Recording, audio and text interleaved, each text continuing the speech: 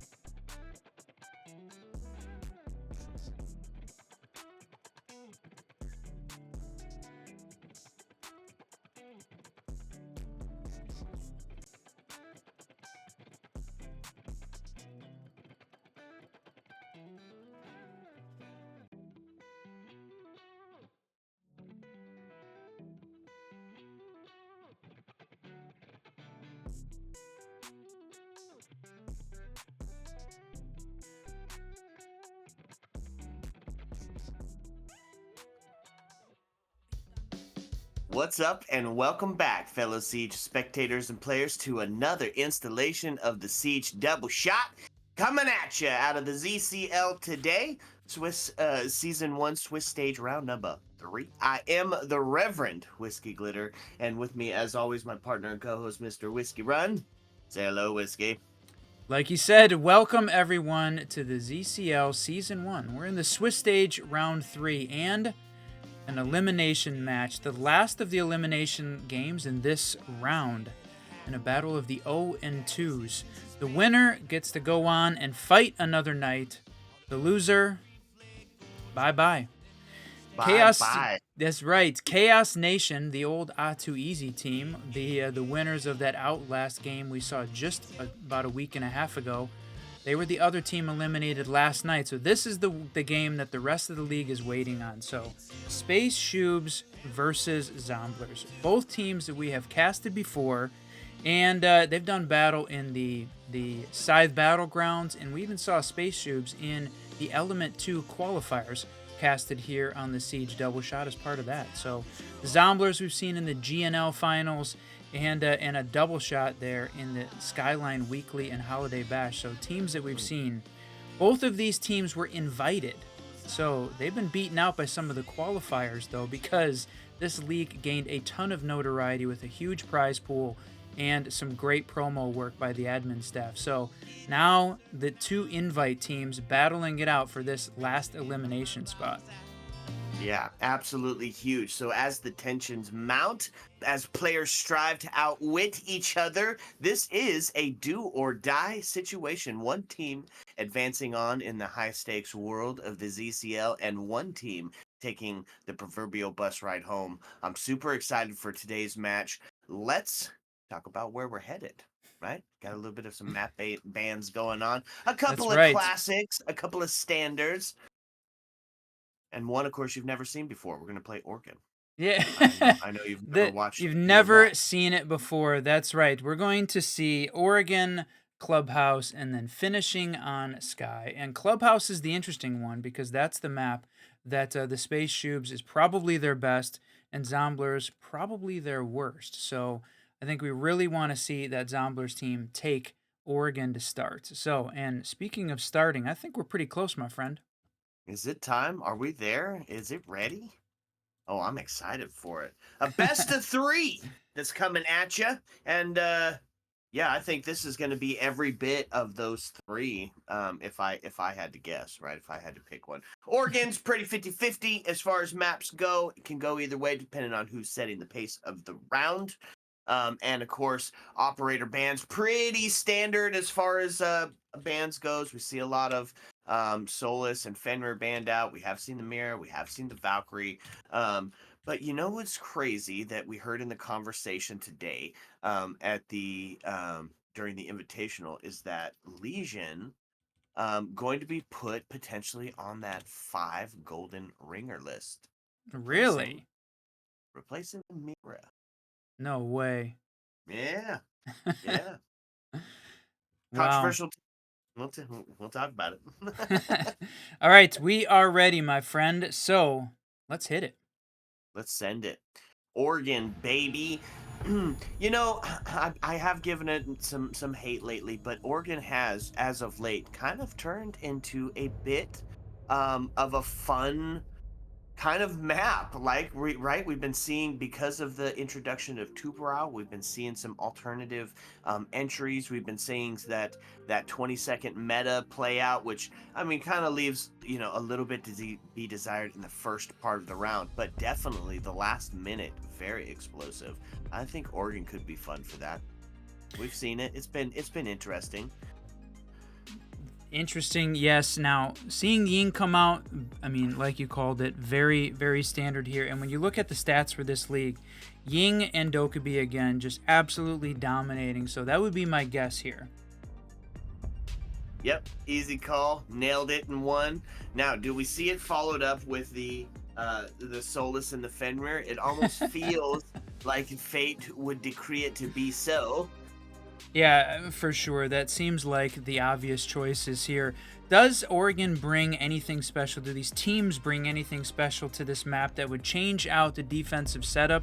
My guess is no, but sometimes they surprise us, Valk sometimes has a lot of utility for teams that are very, they like to try and blind the other team, try and take away that intel meta of Siege, but Solus is just such a powerful operator from that perspective. It's hard not to ban her out too. Oh, and there she is, Azami or Azame, depending on where you hail from. She's gonna be taken off the board, and her ability to just rearrange the landscape just too much. proving too much here on the bunker wars in the 2F scenario. So she's going to lose it, which does mean Mira going to be on the board, especially for that bunker strat setup. And let's see, that leaves us a couple of fun ones. Fenrir also off the board. Gonzo, Garbanzo don't want to have to push into that bunker. But Valkyrie and Solus on the board being able to be used in that intel meta. I mean, they are just some of the queens. Yeah, you called it out. Mira on the board, Solus on the board, and one of your new favorite picks, Maestro, coming out as well. Tell me about him. Maestro recently reworked, got his third cam, and it has made him OP, right? He's got the LMG, so he wasn't affected by the LMG meta nerf. I mean, everybody continued to still use that gun. Comes with the bailiff, so he's got sights set up in his hands. Impacts to boot for some post-downing Pokeball action. I mean, honestly, he's become one of my mains on the defense since getting that third cam. The intel just being invaluable, and then something that you can actively use against the other team while getting and gathering that intel. It's stopping drones. You know, it's shooting Selma charges off the wall. I mean, there's just a number of applications that can be used with him. And with a third cam, I think it makes him just as valuable as the Valkyrie easily. Ooh, that is a hot take, my friend. I mean, Valk has been an invaluable member of the defense round after round. So, kind of surprising to hear you say that, but I think there's a little bit of stats there to back it up. Valk being banned out so often, it's very often that Maestro going to be on the board and ready to play. Yep, I think the difference maker being the C4 in the hands of Valkyrie. If they gave a C4 to Maestro, I don't think you'd ever see Valkyrie played again. Like that's how hot my take is. The Valk cams get, you know, sometimes it's difficult to see them, right? The hidden aspect of incredibly valuable to the defensive team. I mean, the Maestro cams very, very clear on where they are, but being bulletproof and the ability to shoot back, I mean, really adds something. But speaking of adding here, you've got Ashe coming down. The added ability for her to take out the Mira windows has just been a huge buff to her and a bit of a nerf to the Mira. So trying to find a way to get her active and in a place where she can continue to try and take out some of those Mira windows, and trying to get this open. Oh, nope. Kaid is not playing down below. It was Mira that was holding that angle, so that hatch is going to be opened up to start with. Yep, and that's that vertical pressure, that vertical presence, going to start to make a difference, and is a good, effective way to deal with the Mira. If you can't get behind it because of the danger, easy call, open her up. Now put some, and then once they start, they've got Habana, right? So they can do some mobile opening here. Towards that back wall that faces Harry Potter as well, which is definitely where probably the Mirror started to move to. Look at this. There we go. It's going to be the bees to go in and try to suss them out for that. We are 30 seconds in and or left, and we're 10 players still in the lobby, my friend. Wow.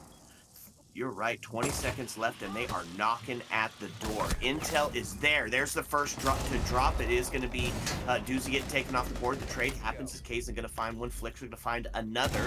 Takes us into the body balance in favor of the Zomblers. 10 seconds. They're still trying to push into sight. Evens up onto the 3-3-6. It was the P90 that found it from Lumia. And now we're in a hurry up and hold. The shot's on the freezer. Takes the swing. Finds it on the solos, but not able to find the flick. Fire now on the triple kill, giving Maestro the power to potentially pull it out, and it is going to be fire with a quad piece to start us out. Is that what we just saw? Boy, the Finka just, I mean, they added the 60 HP. She was played a tremendous amount in the 2020 sort of range. It was really crazy to see her played so much, but the LMG nerf came out, tanked her pick rate until those frag grenades came back and dramatically increased it. So, crazy to see her back in and an important part of the attacking lineup now. Yeah, add to that sense of urgency that we're hoping to see, even though we're living in that defensive utility meta. Super fun to watch. Back down to the bunker wars here for round number 2. And going to see some similar ops on the board. Mira being, of course, one of the key instruments. Now, here's what we hope to see a little bit different this time. They gave up that first floor pressure and presence basically for free, right? And allowed him to chase the mirror and dislodge her out of that location, watching bunker, and then it was just get in, make your picks. They immediately took control of the back stairs and Harry Potter, and then it was Bob's your uncle as they started indiscriminately firing into sight. Yeah, you had very little, like you said, very little roam presence from this defending team. You had Solus upstairs, and you had the Wamai playing right, at the green bottom of that big tower. But I mean, that was it. There was really no other roam game. They're gonna have a bit more of a shallow roam here with Wamai playing a little bit higher in tower and continuing to see the Solus out there. I don't think she's in a position for a run out at this point, though. Yeah, not maybe exactly at this point, but potentially that's the factor she brings, right? It's intel across the board and it is active. Especially it gives you the chance to ping it out for somebody else. So maybe Solus isn't getting the run out, but she's pinging the Claymore, for somebody else. Potentially that Warden, right? We all know the Warden likes to get active around the scene, my friends. Okay, and here he is on the back stair. Gonna see his first contest here on the swing and gonna lose his life. Fire taking another one, just having a phenomenal game currently.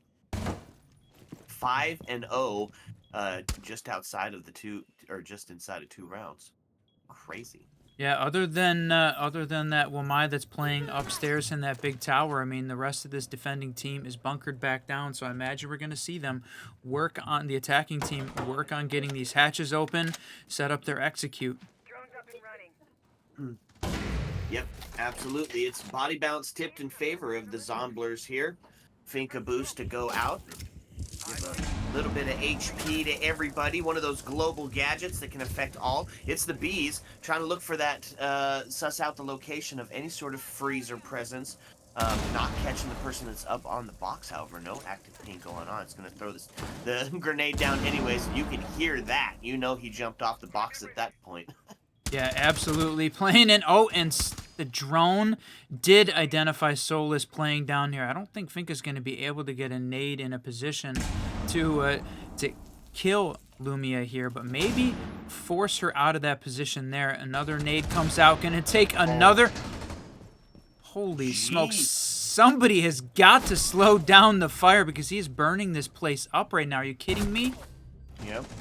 Nuzzle to find one, but immediately refragged Barry to find another on Flixer. Now takes us into a 3v2, but with Lumia down, it's all resting on the shoulders of Barry. Did see that somebody pushed into elbow, but just not quick enough to be able to deal with him. He's got the call that Solus is down, so he knows he doesn't have to worry about freezer currently. Shots on to elbow, but it's going to be the refrag from Fire again. This kid is having an incredible round of Siege right now. Let's look at that scoreboard. Yeah, crazy. Like you called it out, 7-1 to start with. Absolutely, the carrying the team for sure. The little bit of the back and forth during the trades there, but Zomblers coming out ahead on the back of an incredible game from Fire to start with. We're only 2 rounds into a best of 3 though, so there is plenty of Siege left at this point to find out which team is going to be the better one in the long run, because of course this is a little bit of a marathon, not a sprint, and it is an elimination game, so neither going to want to be giving an inch. So right now, SPACESHOOBS trying to find out how is Zomblers going to play these rounds out. How are they going to attack? How are they going to handle their attacking rounds in general, because they've got 2 more to go. Clubhouse and Skyscraper to follow as we roll through the rest of this best of 3 tonight.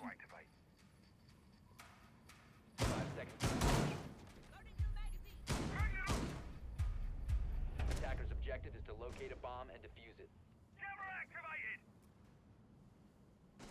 All right, we having some technical issues for Whiskey. Did I lose you, my guy?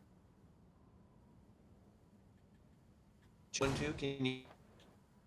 Ooh, it's coming in a little bit spotty there. I'll be right back. Did just want to say, I know that appreciate everyone being patient as we got this game up and rolling. There was some issues with the map bans on OPL. Caused us to have to take a few minutes there, wait to get the game started. So appreciate everyone being patient as part of that. We definitely wanted to get the game off. Did not want to have to go to a forfeit or something here for an elimination round. But boy, Barry just wanted to play a little bit more than the first minute of this game. Fire going to prevent him from doing that, though, taking another one off the board. They were going to have to find a way to deal with Fire if they're going to want to have a chance at Oregon at this point. Legion almost losing his life, taking some shots there from the attic into that trophy area, but he's going to put some of his utility down, continue to try and peek a little bit as the attacking team gets themselves set up in Master. Got that bulletproof, pinging them out, not playing the Brava, so gonna have to deal with blowing it up as opposed to trying to gain any intel off of it from stealing at this point.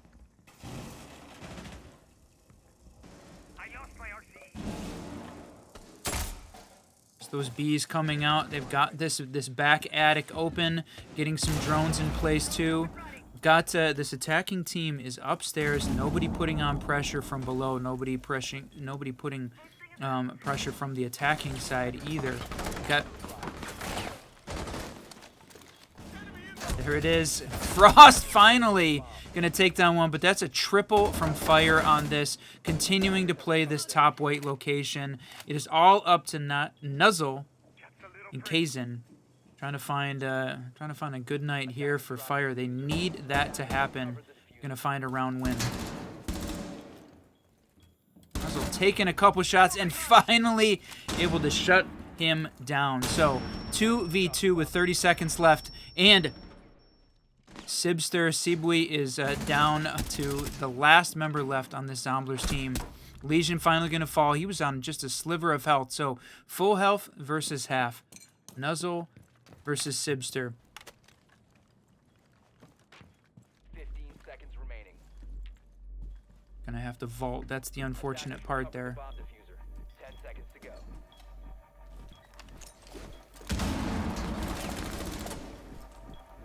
Attackers recovered the And Sibster peeks that. Nuzzle gonna take it. Good distraction there from the impact nade going out. Both of them had a shot during the first peak, but didn't take it, didn't finish it out. Great run there. Finally seeing the SPACESHOOBS take their first round to roll into 4. So 2 very convincing rounds from Zomblers. SPACESHOOBS making that one happen. Although, like you said, finally we're able to take down Fire to give them a fighting chance at a 1v1 at the end. attackers need to locate and defuse as many bombs as possible.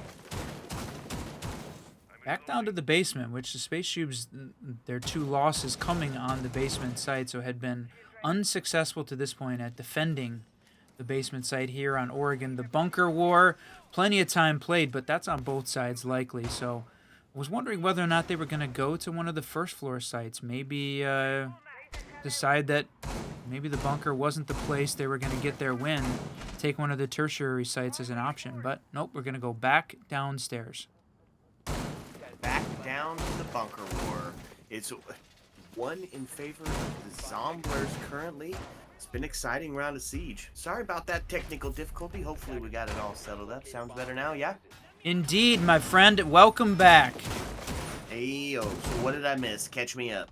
You missed the SPACESHOOBS finally taking down Fire, shutting him down, giving them a chance to win. Came down to a 1v1 at the end that Nuzzle was able to take and get that win. 10 and 2, huh? Yowza! With only 3 rounds played. Well, that has the potential to be some record-breaking kills here.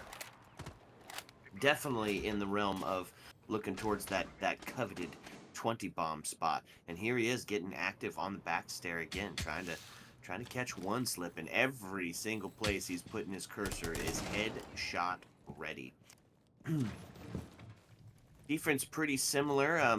Barry bringing out the Thorn this time. It means we got 2 deployable shields being utilized by the defense here. And ooh, there we go. Oh, they don't have any Oh, yeah, there, Mira coming out and taking them all off the board.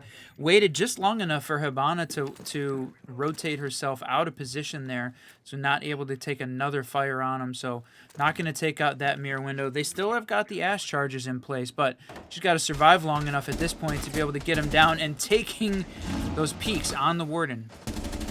Lil Doozy, who's going to win it? So close. Jeez, able to WASD his way out of there, and instead Flicks are going to lose their life as Nuzzle finds the dome piece. It is Doozy going to get taken down as he re-peaks, pays for his hubris on peeking the back stair. Not going to be on the completion of the kill just yet, but be a significant improvement to the attacker's chances here. The C4 comes out. Great shot from Mira there. And playing behind the deployable. Not able to clear out the elbow. All up to Hibana. Playing on those blue stairs. Trying to find someone. But just peeking back and forth is going to be a rough place to be. Going to try and rotate potentially. Try and find another way down to this basement. Or take a minute and talk about it. Still 40 seconds left in this round. But it's a 5v1. Going to have to ace clutch it to win. Yeah, no problem. Just a classic, standard ace clutch that you see all the time. Hey, we're not saying it's impossible, but it's a tough round here. So he's taking... play it out. Pad the KD potentially a little bit. They're sending. You can see with those shadows, everybody moving, and it is going to be a flawless round for the defense. Doozy did not back down from holding on to pillar. Was knocked down, but got back up, and then did not give up a single bit of space, even finding that last kill. It was a good zone defense. Well, when we talked about the win conditions, was finding a way to take fire off the board. They've done that in the 2 rounds that they did that early. The SPACESHOOBS were able, and early is a little bit relative, but not the last player left standing. Let's put it that way. Longest fire was on the board, and not the last player. They've been able to find a win. So, and that was on the basement. Just before you joined, I think we talked about the fact that those 2 Zombler wins coming on the basement site. So we were wondering whether or not SPACESHOOBS were going to take a tertiary site to play. They have to now, so they're going to go upstairs to this kitchen meeting area. Not seeing a kitchen dining, though not surprising. Yeah, and I like the setup here, right? Castle going to be utilized, seeing him cut off some of those tougher angles. Might see one on split, potential to see one on the double into the kitchen hallway there. And really what we're doing is trying to set the pace. This is what we talked about earlier. Setting the pace for this attacking team, who is bringing a fairly standard setup for attacking kitchen meeting, right? It's the Thermite, the Osa, and the Gridlock. All 3 of those operators specifically brought to take the backside or well, I guess they could do it with split too. To take take the backside of stage there, right? You'll see them put a Talon Shield on the top of tower or T2, looking into that attic site, and then one on the rear stage, get himself set up for a plant. Gridlock to hold the flank, because that's what's the vital part here. A lot of people come up from that basement area and catch you slipping. Now they've only from a breach denial perspective, they've got the 2 Kaid claws. Took a look at them in the setup there on either side of the breach, holding the upstairs and the downstairs. So the drone's trying to find out where are these at, trying to find. Oh no, they're gonna miss it. They've got it. They've got 4 of them, but if she throws that in the middle, they're gonna miss. They're gonna miss those electric claws. Indeed, that's 1 down. Got 1. There you go. Gonna see if Thermite's able to get this wall open. It's gonna be close. At least the bottom one. Yep, gonna have to pull a little bit of some gridlock play for this next one. Ooh, bunch of damage now. Fire does find the kill onto Nuzzle. Doozy also goes down. Man, that was a tough play for the defense there as they get the body balance heavily not in their favor now. Osa the next to fall. Those counter shields all. They'll stay. Jeez, and the headshot. There's a trade. Yes. Sheesh. 2-2 now, Whiskey. 2-2. We got a minute left. All down to Flixer Sibster versus Lumia and Kaizen. And got the Solus. You got a lot of intel here on this defensive team. So as long as they've got some of these cams in place, plus the Solus, well, all right, minus the Solus. Now all on the shoulders of Valkyrie, who stands alone in this 1v2. Zofia going to getting that plant down. Gridlock set up and holding on the cross. Ooh, has to get off of it. Drop the bomb diffuser. Attackers Yeah, I thought they were in a position to cover the plant, but no. They had the intel. Look at all these pings coming out. So the defense clearly has some of this intel in place to be able to know exactly where she is. So that's the plant going down. They traded. Now they've got the C4 coming out. He saw Valkyrie but misses that shot and is going to take down the planter. Great play there by Lumia holding, and they are going to win that round. Unbelievable that she gets the plant. I thought the kitchen was going to be the play. That's where Gridlock was with the cross holding there. Yeesh, that seems like a bit of a miss on the attacking side. Right, well, that Valkyrie was active, right? Is making good active decisions, staying on the move, not really giving them a chance to get a solid setup on a cross. There was multiple avenues that she was able to traverse around, including the rotate hole, including the C4 throw, which wasn't in the right direction, but still, caused them to dislodge themselves out of kitchen. And time became the fifth or the sixth man there, played out, and it was one in favor of the defense, which now puts them up in the score line, 3-2. That's right. The sixth man, whether it's Capcan or Time, depends on what round it is, but there came in clutch and really forced the attacking team to have to make some tough choices, and it certainly, like you said, did not work out the way they expected. This the SPACESHOOBS team won the last time that they went upstairs to the 2F site on Oregon, so feeling confident in their ability. It did come down to a 1v1 at the very last second there, so the attackers, the ZOMBLERS team, I think still potentially feeling pretty good about their chances here on this 2F site.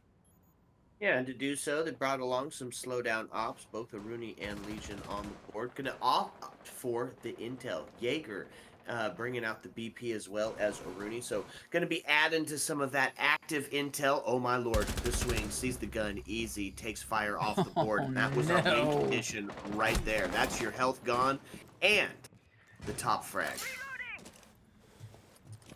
They found a way to adapt.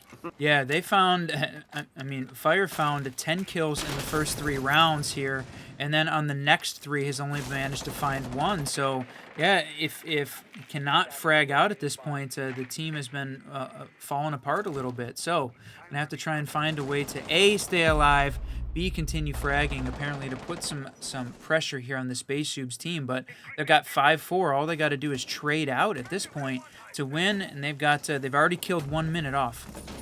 Oh, there we go. Finds themselves a equalizer here as we now put ourselves into a 4-4 situation. First minute off the board.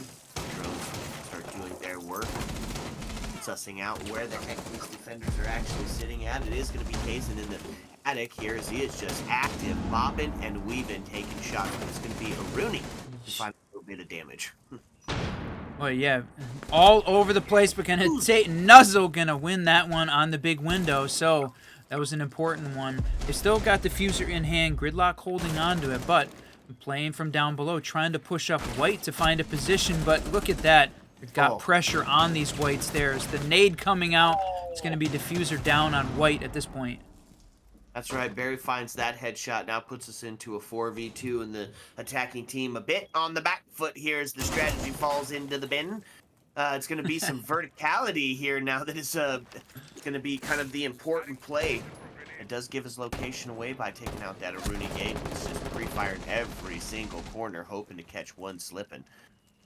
Not going to be the case here. 43 seconds left on the board, and it's going to be a hold pattern here for the defense. So all you got to do is wait for the push. That was a frag grenade too. It feels like a frag through the Aruni gate is just a bit of a waste. Unfortunate there that they had to use the frag to clear it, but because you still got 2 flashes here from Buck, who's trying to find someone from underneath. They just cannot find anybody at this point to be able to take some shots on, just killing time. We're 15 seconds left at this point. Yeah, Buck taking a little bit of damage, and it's going to be boom, boom, boom, and boom. Nuzzle to find another one to clean it up. And it's a name we've said quite a few times this evening, and I think that takes him into the 9 kills range, which is pretty close to putting himself into double digits as well. Wow, 4-2. I tell you what, starting off this game, we saw Zomblers take 2 very convincingly, and then that third round come very close on an unbelievable game from Fire has completely turned around. Now we've seen SPACESHOOBS take 4 in a row on the side swap. That was a solid defensive half for them. That certainly did not seem that way 2.5 rounds through. Was that a pause that was requested? Could have been. I did not catch it, but if there was... Well, there you go. Oh, there it is. Good call, Whiskey. 10 seconds left. Okay, so on the 4-2 split, we find ourselves on the op swap, which means we're going to take a look at Zomblers and what they're going to bring to the defensive table. They are going to head up to the 2F location for their primary site and going to opt for a traditional set here, right? We are going to see the intel of Valkyrie and the intel deny of Mute, which is kind of proved very vital here in these last couple of rounds, right? The intel provided being huge, and the intel denial going to be absolutely necessary as you try to switch up your strats for how you play Oregon. Yeah, for sure. And so we've got all of the defenders up here on site, with the exception of Flixer taking the long rotate over on that small tower side. None of the attackers currently in that position, though. Pushing the big tower side is the only place. Yeah, a little bit of that action from the back. Maverick going to start opening up some kill holes here as they try to find that quick early entry. And I love the play here. I love the Maverick play through the back. It definitely lends itself to that quiet entry that you're always talking about. Now there's the trade comes out. Doozy going to get taken off the board as they find each other. That was a direct trade, Ash and Legion.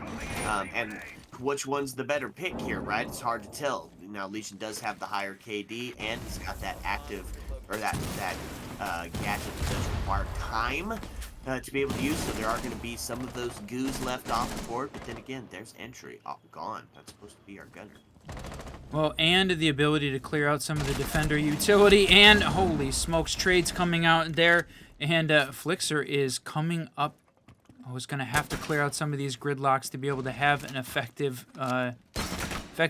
flank here, but no, too much noise caused. Barry able to clean him out. It is all up to the Warden at this point, who's going to get one. It's a 2v1, almost gets a second. On the scenic route, flips all the way behind, doesn't realize that he downed him, now gets it. It's a triple kill, puts us into a 1v1, an ultimate showdown here. Warden versus the Gridlock, 7-4 versus 3-5, and they're going to start to play the world's deadliest game of peekaboo. Tracks going down, Gridlock looking for the shot's going to be the rotate, the same one that Warden made. It's ring around the rosy here. Who going to be the first to falter? And it's going to be Barry coming in to clean it up on the clean headshot. Joop. Woo! Wow. Yeah, gotta be honest with you. This has been a great, fun round of Oregon. And it's crazy to even say that. But it's been exciting. It's had quick. It's had gunfights. It's down to the 1v1. This is exactly what you'd want to see at the start of a best of 3. SPACESHOOBS, one away from a match point scenario, putting Zomblers on a bit of the back foot here as we head down to the Zomblers' attempt at a bunker war. Defenders, protect your bombs from being I like you called it out. I'm still just a little bit in shock at what we've seen so far, just from the fact that Zomblers starting off so strong, and then the Spaceshoobs absolutely coming alive. We did talk about, as we were going back up to that second floor, that Spaceshoobs was using that time to try and suss out and just understand how Zomblers was going to play, and they have adapted very well to that play style to start with. So they found a way to make it work, and so far Zomblers not finding a way to win on defense. And they've got to find that at this point. Otherwise, we're going to be heading to Clubhouse way too quickly, my friend. Yeah, and Clubhouse, which is the Spaceshoobs map. That is their best map according to OPL. So you definitely don't want to go down around going into their best map and your worst map, but you really don't want to go down on a 7-2 because that then starts to chalk the mental. You know, that starts to put that doubt in your brain of your own capabilities. And Zomblers, really good team, right? We've seen them play several times and take on some really great teams. It doesn't matter who you are. If the mental starts to get chalked, well, then that could just be it quite a bit quicker. On the defense, let's talk about this bumper war setup that they got. Bringing out the area denial, not opting for the smoke, and opt for the Goyo instead. And I love the Goyo call here, right? Not only is it the double vector setup between Goyo and Mira, but it's some really, really long denial in some very pivotal places. That's right. Seeing Doozy trying to hold this stair position, knows that some of the defenders were potentially going to push up right. So the thing this Space Shoots team's got to watch out for is being a little too over aggressive because they're in the lead. Nobody told Doozy about that though. Is going to swing and take down fire on the stairs. That's the first trade out, and boy, they are playing really well at this point. Yeah, lights out siege happening, especially it's crazy, right? We talked about fire being so huge. Hasn't done a single thing since those first couple of rounds where he was just so incredibly effective. Now, on the other side of it, it is Nuzzle coming alive, right? Outside of Nuzzle's kill spread across the board. Two members at least close to that double-digit kill, and there's Savannah starting to open up. Ooh. Trying to open up some of those locations, but not going to make it happen. And Kill taking another one. And if you can believe it, Warden playing with the hollow sight. I mean, the 1-5 was supposed to be one of the reasons that he was such an effective defender. It's interesting to see him being played that way. Yeah, it is an interesting decision. But now is this going to be going to take another? Yep. Find Illumia taken off the board. The Brava gone. Puts us into a 3-3 with 33 seconds left on the board. Warden got to put his special glasses back on because the flashes are coming. They're going to start to make that drop, and it is going to be another one found on the side of the attackers, and the defenses trade finds, or Kazan finds that trade, now taking us into a 2v2. It's the pre-fire. Close! Oh my lord, that sniper shot, he just being absolutely devastating. Completely focused on the Warden playing in the corner of the hallway and not catching the fact that Kaid was playing in the freezer, all focused right there, so making that one happen. Zomblers, there we go. They finally got their first win. So, like we said, that was 5 in a row for Spaceshoobs, and they're going to take a defensive win. It is, I think, typically considered the defensive map. So, if there was a time for Zomblers to come back, certainly this is it. Yep, absolutely. Now 2 away from tying up that score line. Take it back up to the 2F location and run that one back, and it's going to be Intel City. Solus and Mozzie both on the board. The mobile intel of Mozzie going to prove vital. Solus, are we going to see the run out finally? That's what we want. Ooh, geez, darn it. On the attack side of it, we are looking at the Capitao. Now, we saw some Capitao in the all right, well, we are going to have to go with the rehost, my friend. Game crash, unfortunate there. So we're going to take a quick break, and we'll be right back after that rehost. That's right, folks. Sit back, relax, because when we come back, it's going to be the stunning conclusion to Oregon, map number 1. Ayo. Let's go.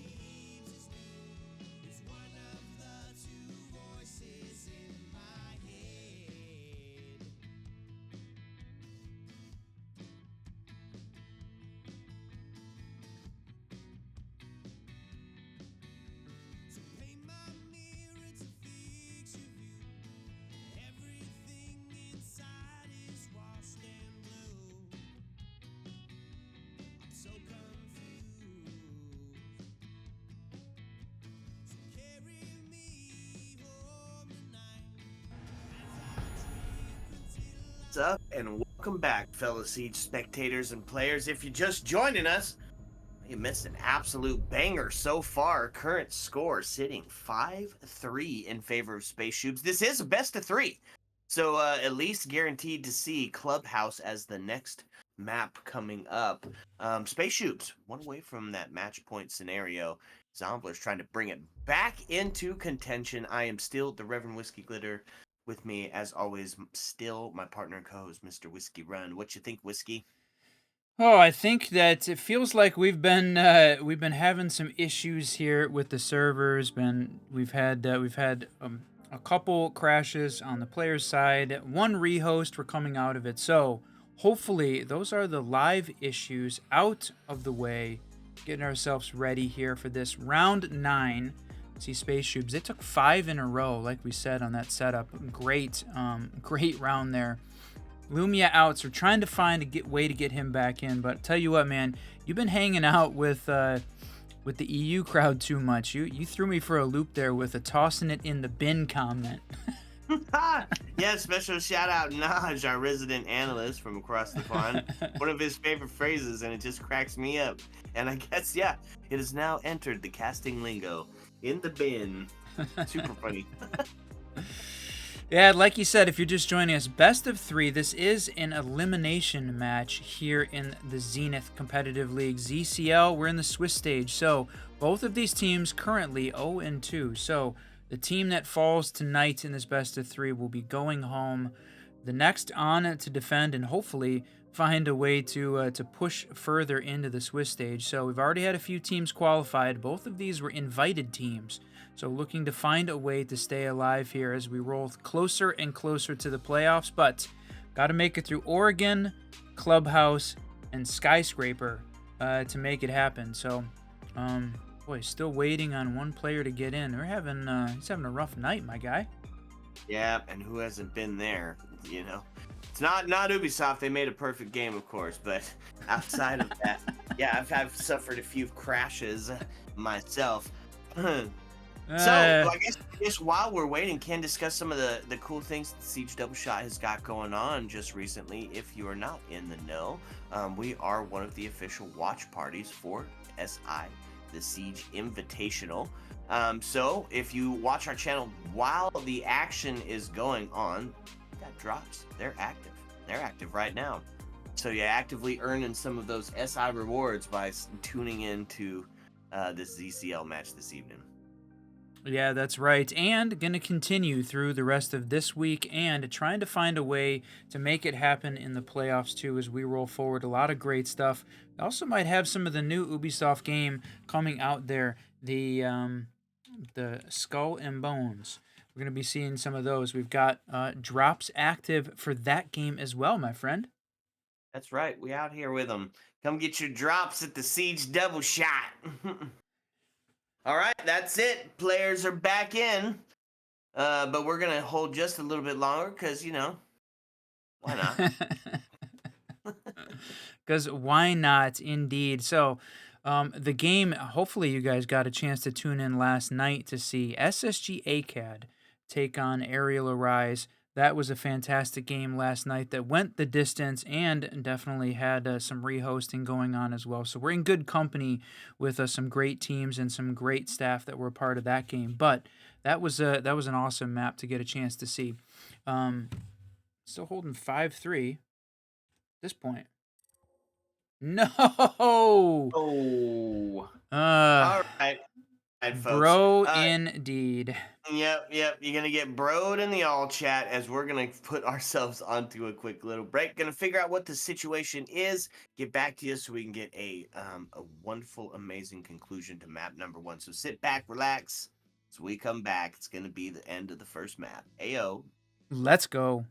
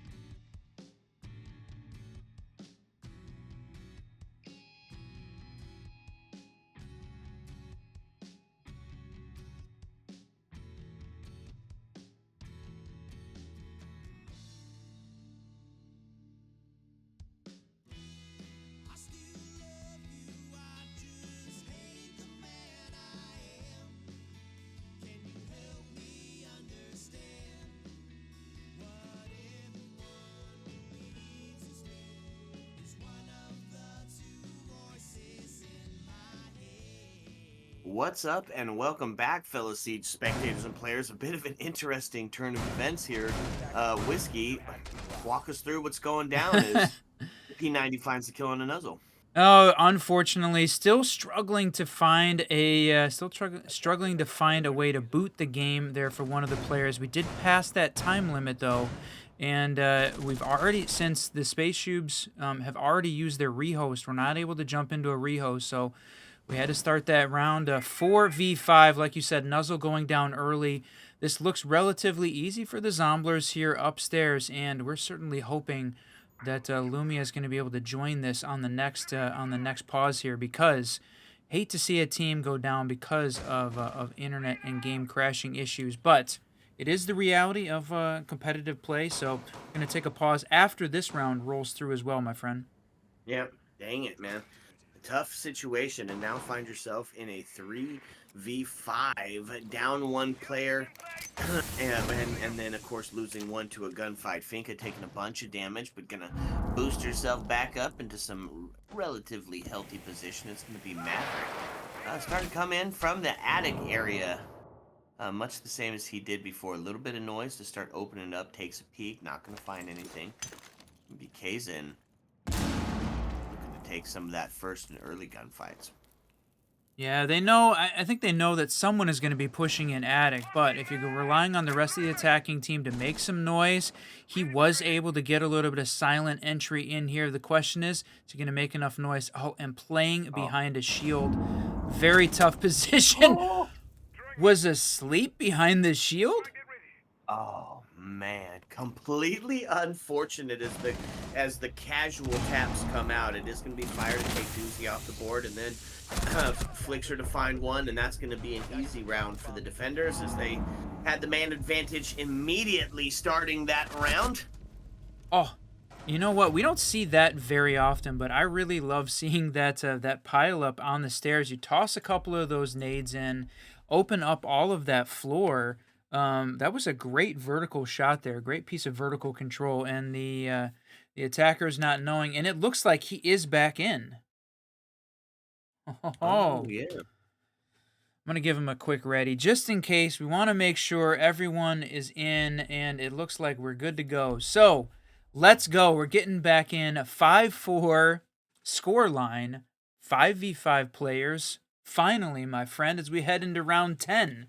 The full stack of SPACESHOOBS, and hopefully internet to go along with it. Lumia pulling out the ace, so they're going to need him to stay in the game long enough that he can use some of that hard breach.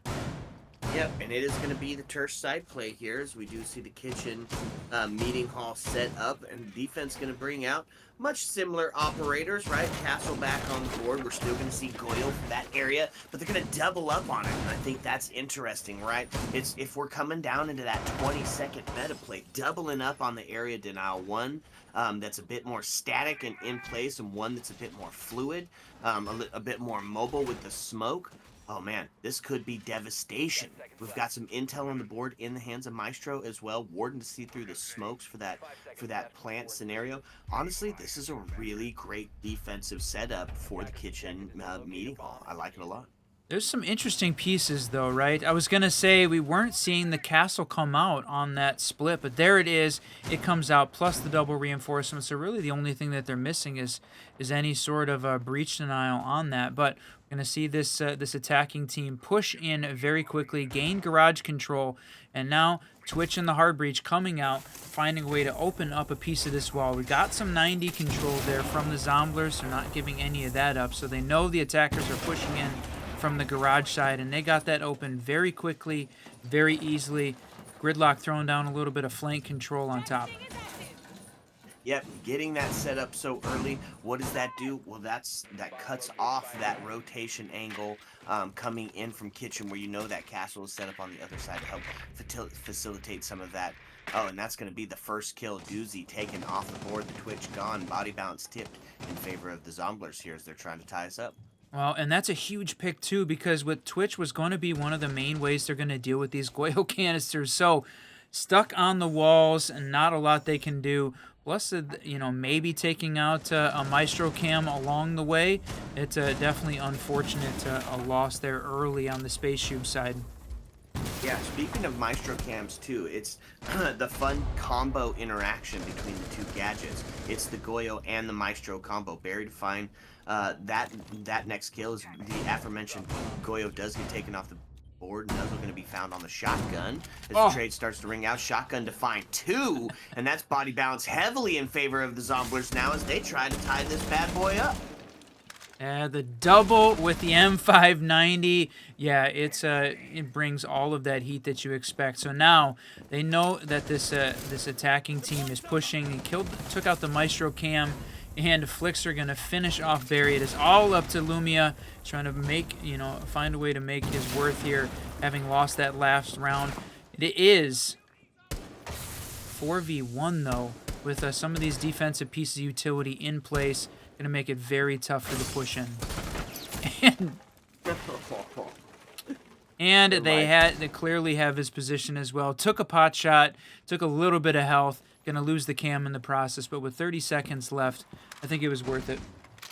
Yep, absolutely. Got to get a little bit of damage. Going to be the run out from Maestro and LMG with enough bullets to kill them all. Cleans that kill up, and that ties us up, Whiskey. There's a little bit of drama here this mid-round with it really felt like we went into the rehost and then those set of pauses with a lot of energy and momentum behind the SPACESHOOBS team. Like you could see that 5 in a row, and then coming out of the rehost and coming out of the pauses, we had to play 1 in a 4v5, certainly difficult for the SPACESHOOBS team, and then taking this next one, the Zomblers. So they've won 3 in a row now, 2 after the rehost and the pauses. So gaining a little bit of that momentum back. We were talking about it being all Zomblers for those first 2.5 rounds. SPACESHOOBS completely dominating the next 5, and it started to shift back. So I know you talked about it, the momentum shift back and forth, but this one has had some really big swings. Yeah, it seems to come off the back of some individual heroics, right? We saw Fire become active in those first 2 rounds, 2.5 rounds, amounting to 11 kills within the first 4. And then some individual heroics of Nuzzle coming back and just dropping bombs. We said his name for the next 5 rounds in a row to get himself into that double-digit kill area. So, both teams having some standout players that are kind of trying to put this best of 3 onto their backs, at least for map 1. That's right. It's too bad we had all of those rounds, 8 rounds of some of that kill data lost as part of the rehost, unfortunately, because we saw Fire was going absolutely crazy with those 11 kills in the first basically 4 rounds of the game. Slowed down considerably after that, but Nuzzle as well was in the double digits before the rehost. Yep. Okay, down to the bunker war area, and they're going to employ that double area denial strat yet again. And I like it, right? Help support that Mira, help try to defeat that 20-second meta approach. Interesting Mira setup. Not going to see who plays towards that bunker area. Going to kind of rely on the smoke holding that elbow area instead of taking that confrontation head on.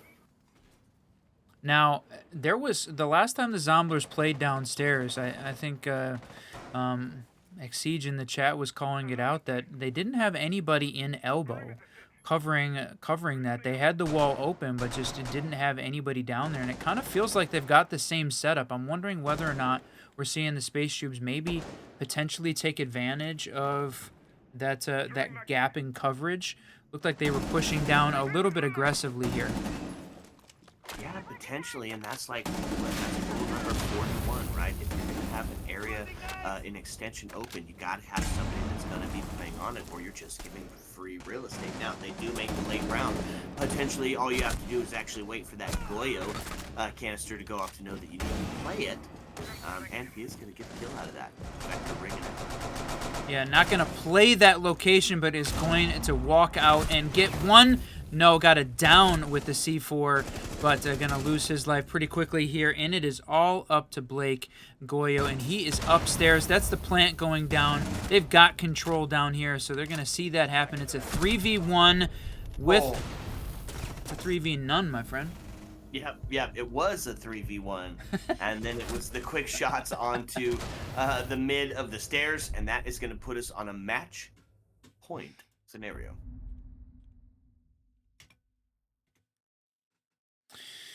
Okay. Whew, 6-5. match point, my friend, is 6-5. So that is the SPACESHOOBS taking it. We talked about whether or not was this going to be the one for ZOMBLERS. They were having all the momentum in their favor. We had the build up during the timeout, but that's it, right? The timeout buff in play. SPACESHOOBS taking the win after their timeout. So we call it about a 75% success rate on this channel. So the fact that that went that way, not surprising, I think, here for fans of the Siege Double Shot channel. SPACESHOOBS 6-5. First opportunity for match point here. First map of the best of 3. Even it's been going a little while. We're still only in map 1. Clubhouse and Skyscraper to come up next. All right, yeah, you said it, match point scenario, Whiskey, and they're going to take it up to 2F to try and bring this back into contention, force some of that overtime, and to do so, we're going to double back up on the intel here as Solus and Mozzie going to be brought out. Now, Solus, here's the highlight pick here, over in an area where she's either going to find 1 or 2 or get sussed out immediately. So she took out one of the drones that they were trying to get in place, and there's going to be a double drone in. She's going to take out one quick, so they know they got one playing showers. They're going to be droning there at top of small tower and going to know that none of the defenders are holding it. So they've got their entry in, and they've pushed Solus back there to the 90 hallway. Yep, and then that is a couple in very quickly, taking up a ton of that first floor real estate, including some of those cutoff angles. They're going to try and suss out this Solus. Ooh, look at this. The Amaru play ready to full send it. Plus the Capital. This, okay, so they've got the gridlock in place, trying to find some of this defender utility and blocking it off. It does look like they're halfway to a quick plant, but not everything in place yet. Yeah. They're all starting to set up. A minute and 47 seconds left, and Amaru just knocking on the door, ready to come in and wreak havoc, right? So we'll see the Grim Bees go off as they try to suss out if they have anybody sitting behind that bunk area. And then it will be smoke and fire crazy as they jump in through the window. Trying to get that plant off. Oh! Jeez! Warden doesn't take the shot. He almost got shot in the face with the bees there, but there, Capital is in through the smoke, getting the plant down, and oh, the smoke is not going to hit in the right place. That is going to go down. Solus not able to take one from below. It is all down to Barry and the gridlock. They've got this diffuser down, though, so he's going to get shot in the face. Fire taking him out. Jeez, man, that was just such a great play. They had the body balance. They pushed in for the plant, but just couldn't hold on. And it's one of the reasons we see Ying banned out so often is for that exact push, able to come out on top, tied up. And we're going to see our first overtime of the evening. I thought for sure that that as soon as Smoke missed that plant denial, Capital got his way through. The next one came out. He was able to res the other defender. So, you know, I was thinking maybe that was going to go in the attacker's favor since Smoke missed that play, but turns out that resing the other player is certainly worth more in the long run. And we're able to see the Zomblers pick up that win. Great play there, able to take down Barry in the last couple seconds of that round. And he just was in a bad position, and the defense had 3. They could definitely afford to throw a body or 2 on the swing, and they only needed 1 to make it work. Yep, that's the truth. So back to 2F. Let's run it back, they said. OT opening up all of the sites to be able to be utilized here, and so why not just pull it off the back of what you just watched? Now, going to be probably a little bit more aware for that quick plant scenario, and you're going to see the attacking team switch up the operators. Not going to run that same strat back. A little bit more of a traditional take, as you're going to see Ace setting himself up for the master take. Maverick, as history has shown us, coming in through that tower area. the cutoff, of course, of gridlock on the board. And I love seeing gridlock on the board. This does seem like a bit of a dangerous spot there for the Mira if we're able to get the Maverick in place.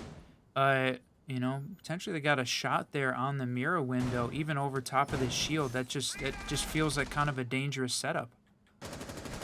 Dangerous or inventive? We're gonna find out. We're gonna see how it plays out, because that is gonna be where the contest takes place, right?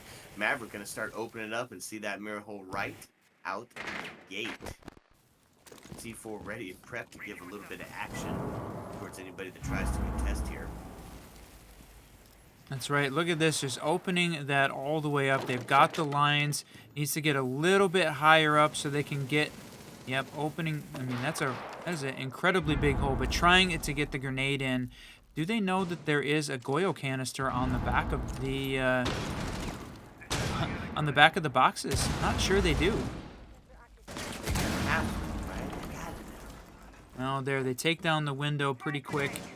This attacking team pushing in on both sides, trying to put a little bit of a squeeze on the freezer, but C4 coming out does not connect. Man.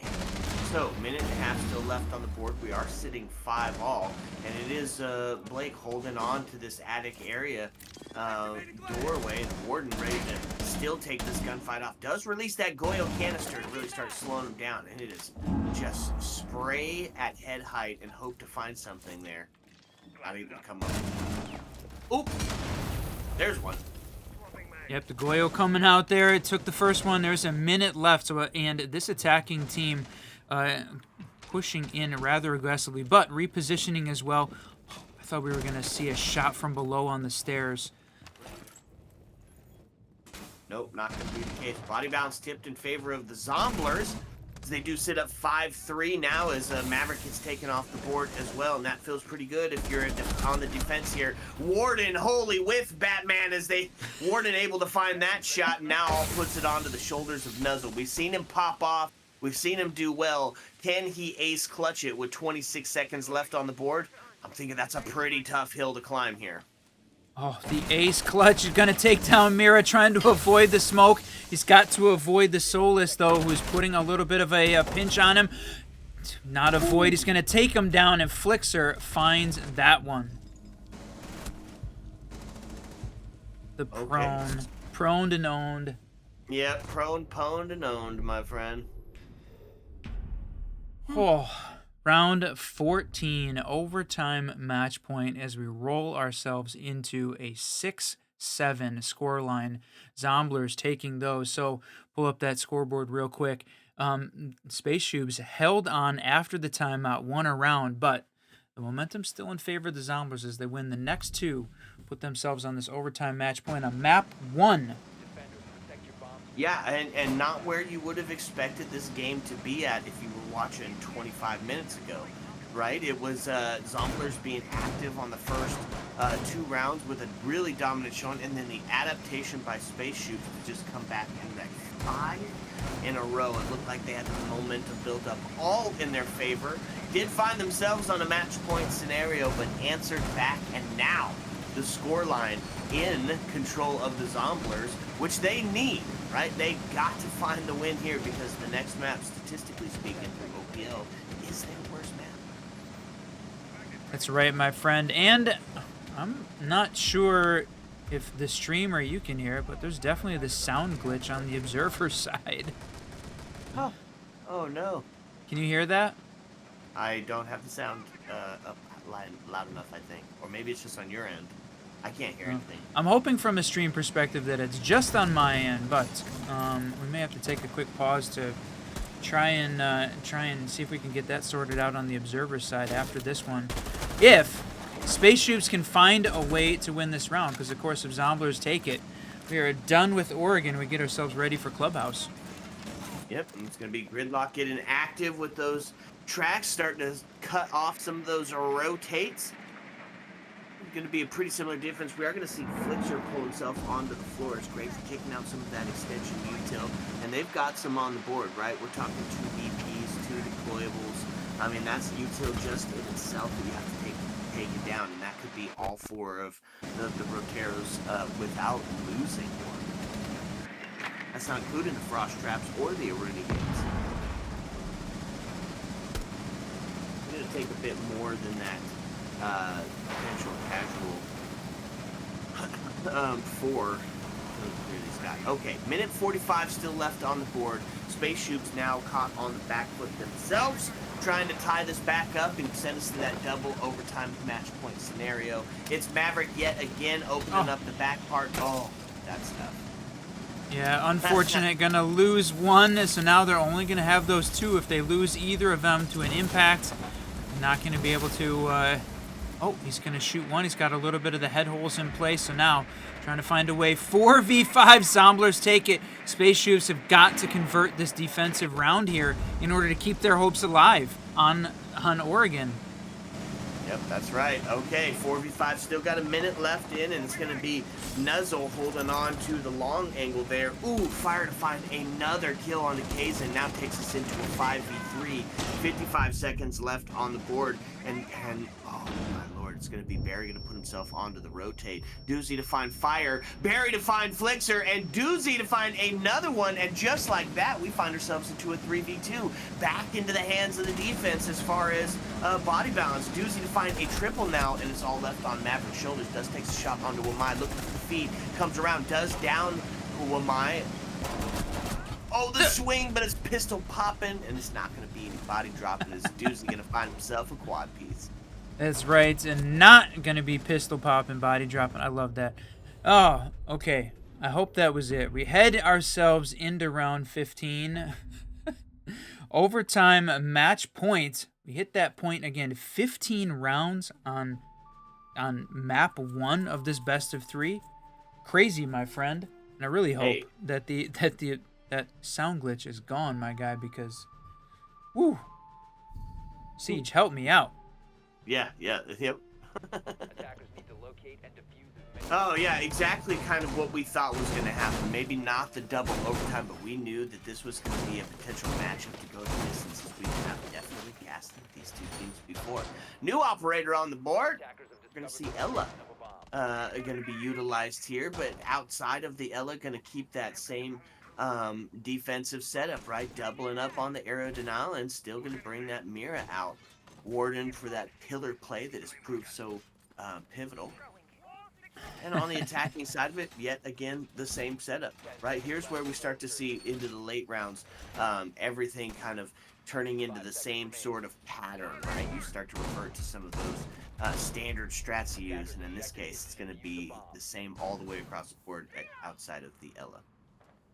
Well, yeah, like you say, when you got 15 rounds, there's a ton of opportunity for repeat plays, right? As the teams are trying to find what worked, what didn't work, and when they got to this point, they've found a few that did and didn't. So they're going to stick with what's working right now and take it a very similar approach. But 7-7 overtime match point. This is a best of 3. If you're just joining us, you picked the perfect time. Going to Clubhouse and Skyscraper next, but first we got to see who wins this round, the last on Oregon. Yep, absolutely. And it's going to be Warden set up that late deployable shield, so might not be something that gets sussed out.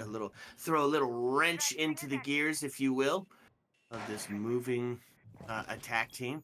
They did bring out the can openers as well to help support the Habana, and get in some of that vertical pressure opened up. Not doing too bad here.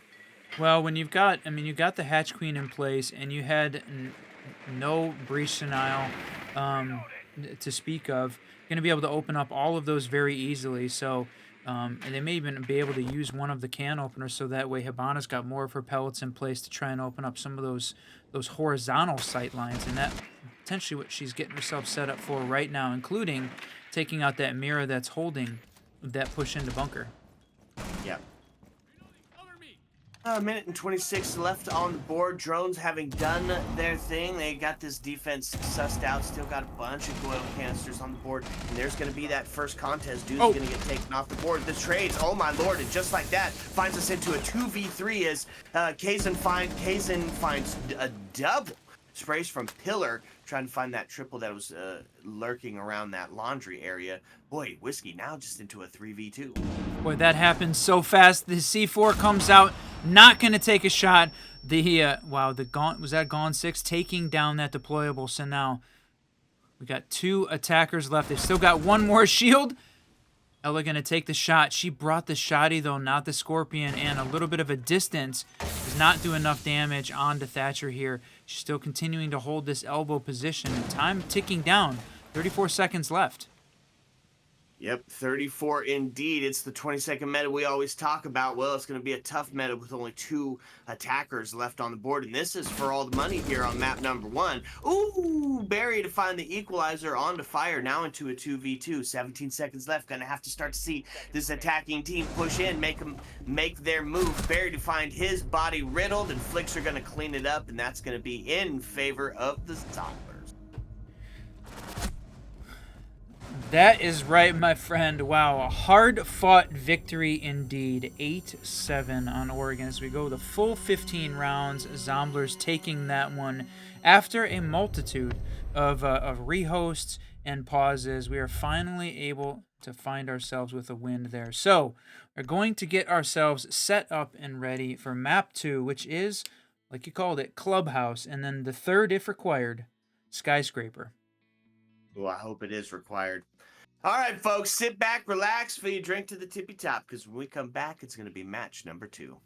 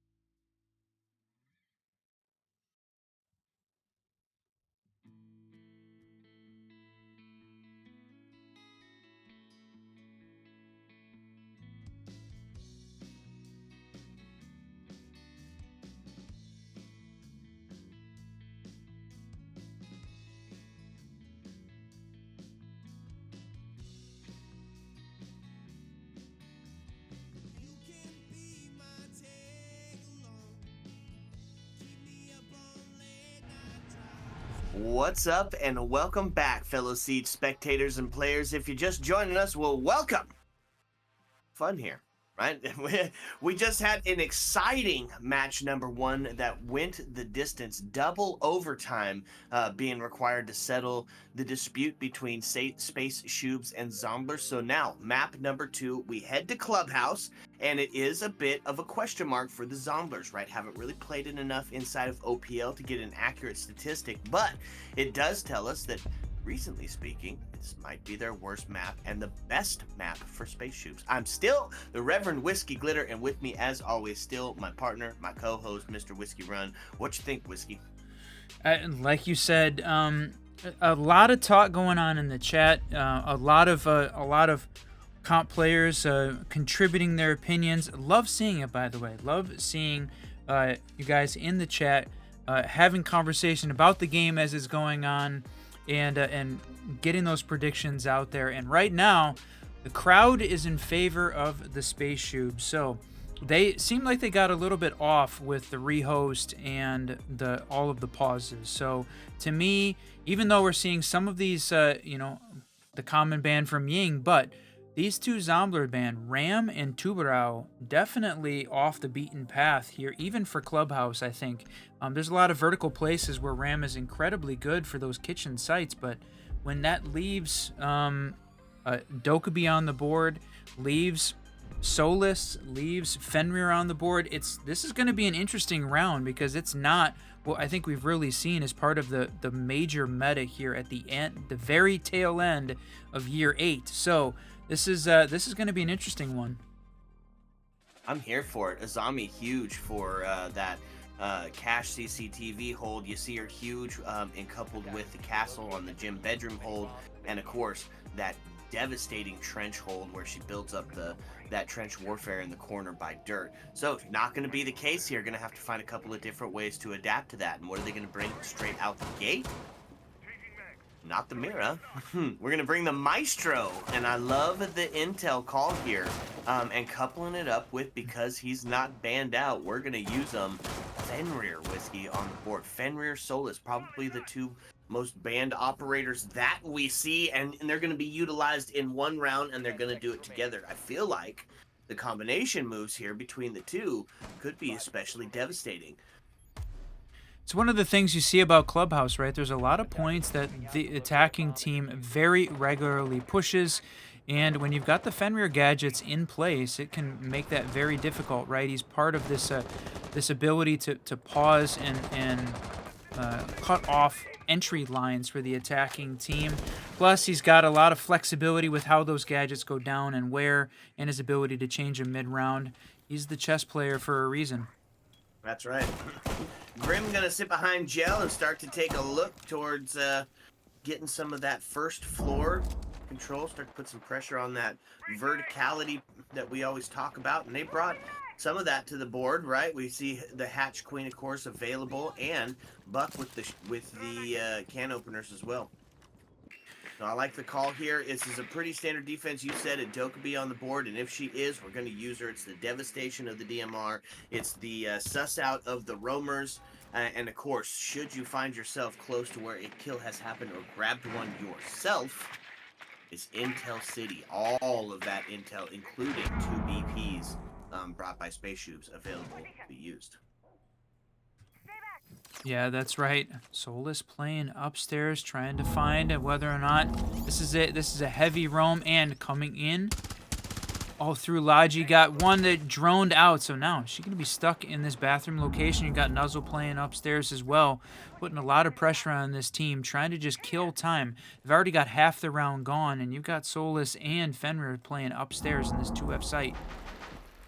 Yeah, that's tough, right? That's something that has to be dealt with. Yes, you could do a little bit of a site direct, potentially, but it is not the route they took. So Buck going to start opening up that 2-floor, 2-level aggression and verticality. But the question is, do they know that they still have some presence up top? Had was the answer, because we saw them immediately as soon as they got droned out in bathroom. Both Fenrir and Solus making the long rotate back downstairs. We got this whole defense now is bunkered back down. They are all below floor for this last 45 seconds, and the first one goes down. Solus Fire, who was absolutely on fire to start this game off on Oregon, going 11 in the first 3 rounds. It's going to take his first one, going to go down, but playing the Finka, going to get himself back up, I'm thinking. Yep, I'm thinking you're probably correct, and they do. Now takes us into a 4v3 as Jaeger, the next to fall, Grim to be one of the casualties on the side of the attack team, caught him on the rotate. Boy, that's a tough position to find yourself in. And Habana started going for the plant, and she's going to continue to do so. 8 seconds left. We're in a 3v2. C4 going to ring out, open up that hole, that sight line, going to try to find it, and she does. Oh, my lord. Barry getting it. Oh. Now down into a 1v1 Whiskey. It's a post-plant scenario. Blake on the diffuser, so it's going to be a bit of ring around the rosy, a bit of peekaboo between the two, and it's going to be Blake to find the headshot on a Nuzzle, and Zombler's going to take round number 1. Even, I think we saw that, we saw the Maestro cam there pinging out Buck's location, but did not seem they were able to capitalize on that. That's unfortunate. Looked like that one should have been a SPACESHOOBS win with the intel they had in place. Zombler's going to take it, though, to start their on attack. The kitchen hatch drop, and the combination of the Finka Dokkaebi making great intel work and the res. So looked like a good lineup. Now, how SPACESHOOBS going to respond? I'm going to go back downstairs. Try it again. Yeah, not just try it again, but try it off the back of major intel. We're talking 8 cams, right? 3 from Valkyrie, 3 from Maestro, a BP from Fenrir, and a bulletproof from Jaeger. I mean, they want to know every single step that you are making on this board, and that is a really fine way to do that. Tons of intel. We're going to see if it's going to prove useful, if they're able to capitalize on it. They only have 2 C4s on the board, so vertically speaking and explosion-wise, you know, got to catch, hoping for the stack up to catch more than 1 or 2 on that C4 play. Zomblers up by 1 as we get started here in round number 2. A fun little attack combo as well. Gonna stick with the double breach, stick with the Doke and the Finka, but we're gonna see the Brava on board. So all that intel, that's one thing. They can be taken, 6 of them to be exact. Those clutch drones can get active and stay that way. That's right, trying to find Brava making her way down this dirt tunnel to see if they can find some of these Defender utility pieces. They knew that the Maestro was playing down in that had a cam down in the corner there, but are they going to lose both? They're going to lose both clutches so fast. In 40 seconds, lost both of them without able to grab a single piece of intel. That is unfortunate from the attacking side. Yep, gonna put that flank drone in place and watch that lobby area. Make sure they're not gonna see anybody, or at least make sure that they will see somebody if they're trying to do the sneak up from behind. And I'm wondering, are we gonna find ourselves in another situation where it's 5-all at the last few seconds of the round? It's a good fun strategy, and with the LMG in hand for the Maestro, could go. Oh, there we go. First C4 gonna ring out and claim the life of Flixer. Take him to that O2 scenario as Dokkaebi holds onto the GLC. Seeing Fire push in from this same place, going down dirt. She's got the res just in case she gets taken down, but there the Fenrir coming out, gonna block her off, and in case she gets swung, gonna give the little bit of a juice. But yeah, that's the LMG holding some of that angle. That's definitely unfortunate. And that not able to capitalize on a push in there, but great Fenrir, right? It's exactly why he's banned out so often. Has a really tough time being able to push in. That dirt is completely locked off from getting a good angle in if the Fenrir's there. Yeah, no kidding. And so we do find ourselves 50 seconds left on the clock, and this intel really doing well to hold this attacking team into place. Really has set the pace against this attacking team, especially with that early kill. We're going to have to see something here out of the attack team. Takes another shot from the dirt area. Oh, sees him up top on the box. It's going to be Barry and Deuce. Taking him down. Sheesh. Nuzzle to find his dome piece missing after that last exchange, but now puts us into a 4v1 as Barry finds himself active on the triple. Oh, they're unfortunate. All down to a 4v1, like you called it out. Not going to push, not going to go crazy. Going to take a moment and think about it, take a couple pot shots, but not going to find maybe one empty frag, maybe two. The defenders win that one. Sheesh. I tell you what, when the Brava comes out, I would have loved to have seen her paired with an IQ, right? It looked like they were, you know, searching for some of the defender gadgets, not having a clear ping on where they were. You know, bringing that combo out, I think, is really what would have loved to have seen from the Zomblers team, to be able to try and take advantage of it. If you're gonna bring the Brava, you know, I think that would have been a great way to alter that strategy a little bit. Yeah.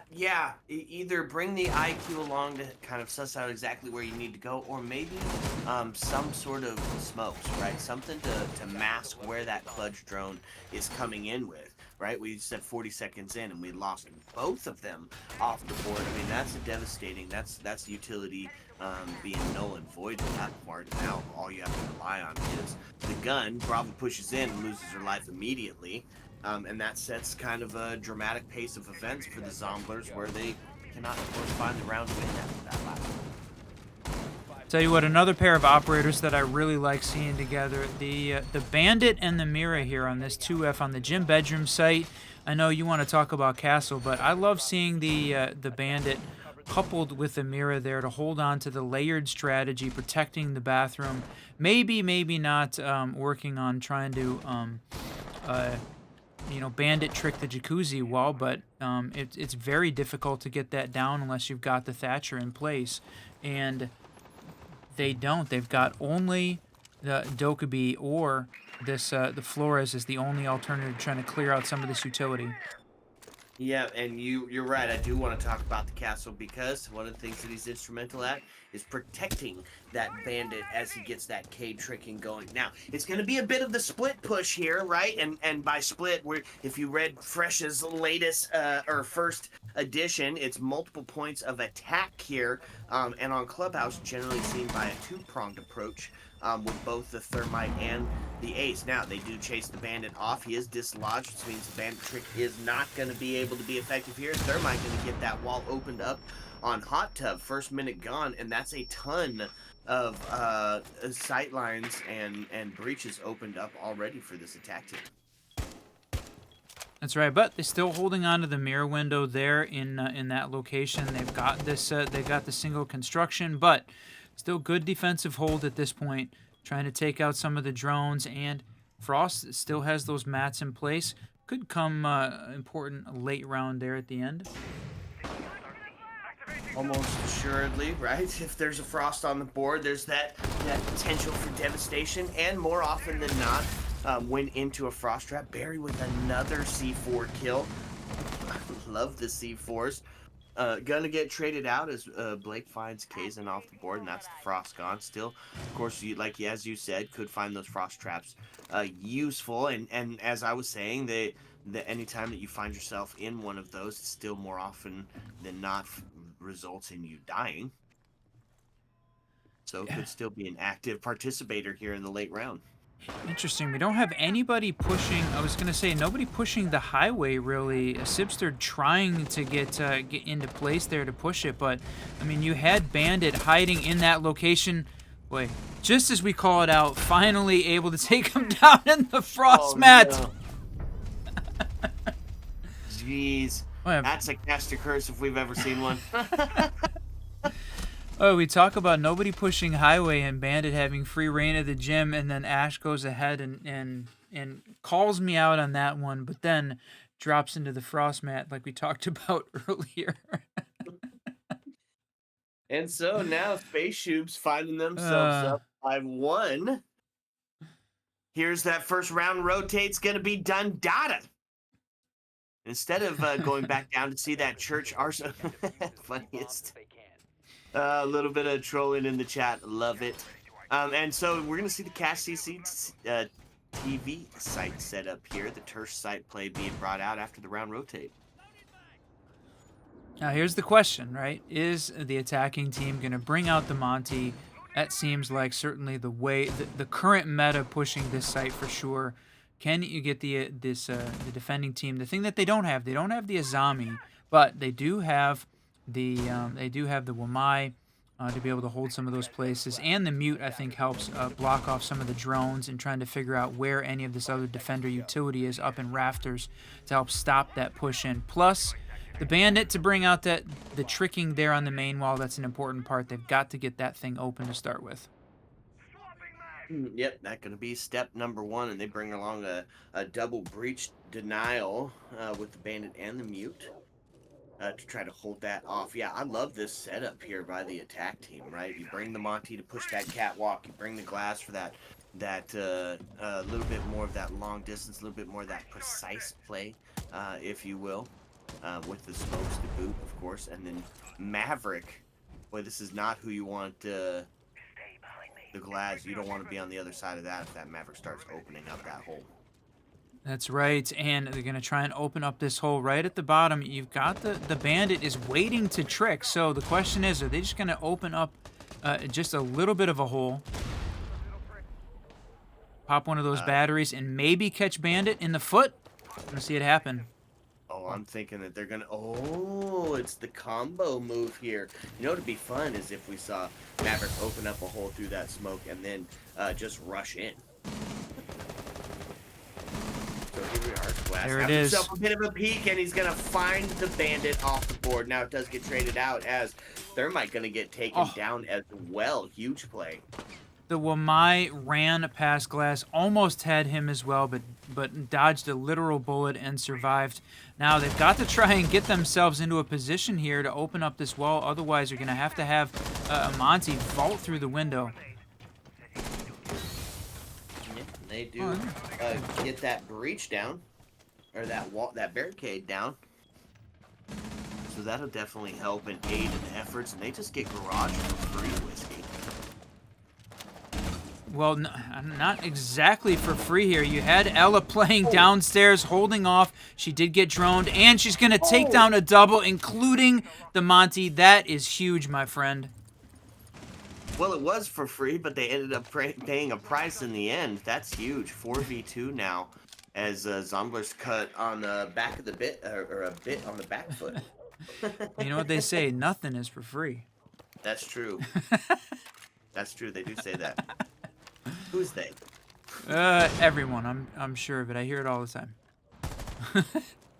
Okay, 30 seconds left on the board. Gonna see what Flixer and Sidster are gonna be able to bring to the table. Now it is gonna be Sidster to find Barry, and that's a huge pick. 10 and 2 Barry taken off the board into a 3v2, getting a little bit closer to equaling up that body balance here. It's gonna be the push upstairs, but it's lesions. It's all kinds of damage. He tries to find one. What? Oh, what? Yeesh.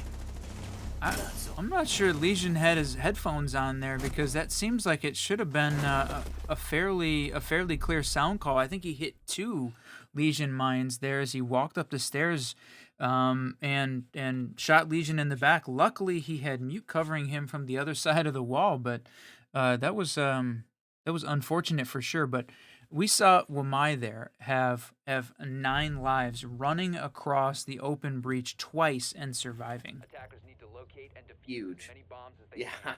Yep, huge. But off the back of some individual heroics, Smoke, or whoever was sitting there, must have been Mute, right, sitting in there with that shotty, that SMG-11. It's the shot into sight, and then the 180 flick around to red with the shotgun to end it off. Huge plays, and that finds SPACESHOOBS up by 2 now, as we find ourselves 3-1. Just 2 rounds away from the first half of map number 2 to be done, data, and over with. So, defense now. We take it back down to the Church Arsenal setup, and we are going to be reutilizing the Solus Fenrir combo. I like it. Yeah. Oh, and want to take a quick minute and just say thank you very much for the raid, Ralphie, bringing in this team, your whole stream. We really appreciate you joining us. We are watching a competitive Tom Clancy's Rainbow Six Siege game here on the ZCL, the Zenith Competitive League. This is an elimination match, best of 3. The winner moving on in the Swiss stage, the loser out, going home, and not eligible for this $1,000 prize pool here in the ZCL. So the stakes are incredibly high. Let's try and figure out who is going to be winning this game. It's a best of 3. Oregon already done. Fire grabbing another. He's had an incredible game here. Even, notwithstanding the second half of that Oregon game, but it's worth mentioning how good the first half was. Yep, so it's going to be the breach charge coming up and opening up into attic. Buck getting active on the hatch, looking for the rotate, trying to catch somebody crossing back over down into sight. Now, it is both Kazan and Nuzzle taken off the board. Both pretty good picks, right? Especially the Fenrir, because now wherever his gadgets are, they're going to have to stay. That's where they stay and wait. So body balance tipped in favor of Zomblers here, as they're looking to try to get a little bit closer on equalizing the scoreline. That's right. And if you're just hearing us talk about it's a competitive game, so we've got a 3-minute delay on to make sure there's no stream sniping here in the competitive play. So, in here in a second, but again, we appreciate you guys joining us for this match. Okay, here we are. Lumia back on that shotgun. What did we talk about several times, Whiskey? That is going to be something we see a lot. It's going to be that roaming smoke, baby. Oh, Barry! Barry going to pull out another C4, his third, I believe, of the evening, or of the map, at least. And now, that's still body balance sitting in favor of the Zomblers as they find themselves up 3-2. It's 50 seconds left on the board, so we start to head into what we have dubbed the frag zone. This is the do or die part of round number 5. That's right. Seeing this attacking team trying to get themselves into place. They've got that church wall open. Still got Barry. No more C4 anymore, but Doozy still playing the soloist with one more of those impact nades. So getting droned out. They're going to know exactly where he's at. He's going to walk across the open door again. Yeah, walk across it un-ADS too. It's scary. Bold. I'm telling you, Doozy is got 9 lives. Well, not anymore. He did have 9 lives. Doozy's dead now. We find ourselves in a 2v1, and it's a low health scenario outside of Blake on the Thatcher. Oh, and that's going to be it now. 1 HP or 5 HP in a dream here for 13-2 Barry. 31 seconds left, and the diffuser is down. So it's going to be the long play here. You got to have at least 7 seconds on the board to be able to get that diffuse going. You have to start with at least 7 seconds. So it's going to be the long fight here. Oh, he's up at the top of the stairs. This is it. And Blake in great position. Great hold here.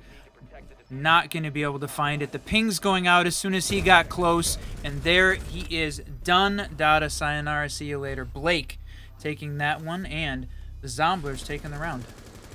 Yeah, heads up play by the Thatcher. Had the intel, knew that he didn't have to be close enough, knew that Cade was on the hunt, and of course, stalls out the time. And that's going to be a little bit closer in that score line, right? Sitting 3-2. It is the last round of the first half of map number 2. And this is the do or die map. If you're just joining us, we were talking about it. Map number 1 goes to Zomblers. It was a double overtime banger. And so for SPACESHOOBS, it's win this map or face that proverbial bus ride home. Back up to Jim Bedroom for the last round of the half here. And we're going to see more of that layered defense being brought to the table. Castle going to be used to help support that bandit, which means we're probably going to see the Flores as the counter on the other side of it. Bandit tricking is going to be huge. So it's going to be back to that 2-pronged approach, Whiskey, where we bring 2 sets of breachers. Open up construction, open up cash CCTV, open up hot tub, and then just try to collapse upon sight, hoping that you can have already taken out a couple of roamers by that point. Yeah, indeed. Trying to find a way to make that happen.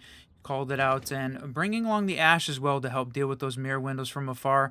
That's really the counter there for the mirror in the bathroom. She can take that out with relative ease now since that recent buff. And you know what? Wanted to point it out.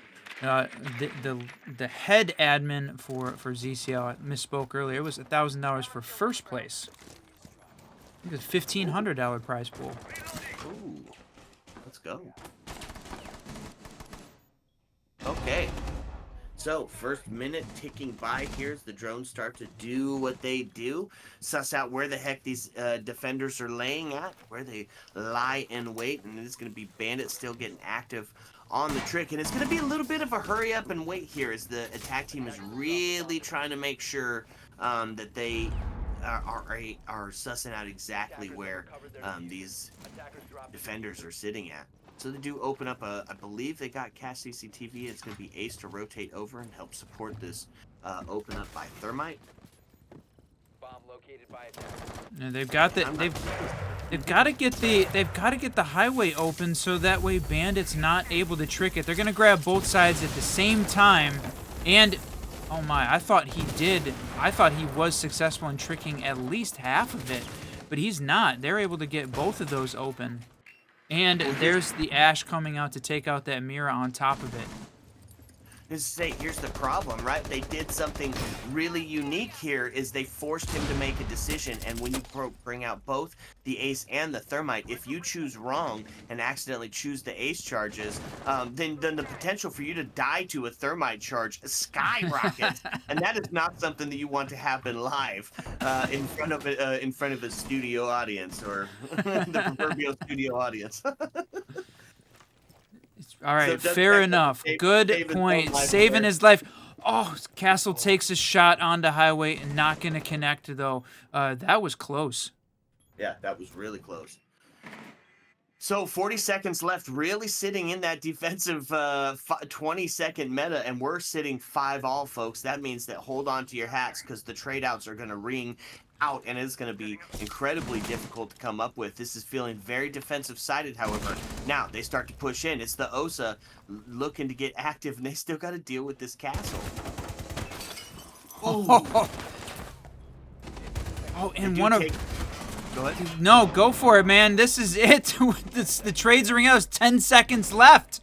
That's what I'm saying. Ace does go down, and there's a couple of trades to bring out. Thermite to go down now. It's a 3v2, technically a 3v1, and just like Lumia, that, boom, boom, and boom, finds himself a 1, 2, to end that. 3. Sheesh. No way. I'm telling you, it's gonna be hard to keep up with that. 5 on both sides, still alive to take a gunfight in the last 30 seconds of the round. Oh yeah, that's exciting, Siege. So we ended up 4-2-half. So exactly the same split we saw on the last map on Oregon. We saw the 4-2-half as well, and that one went all the way.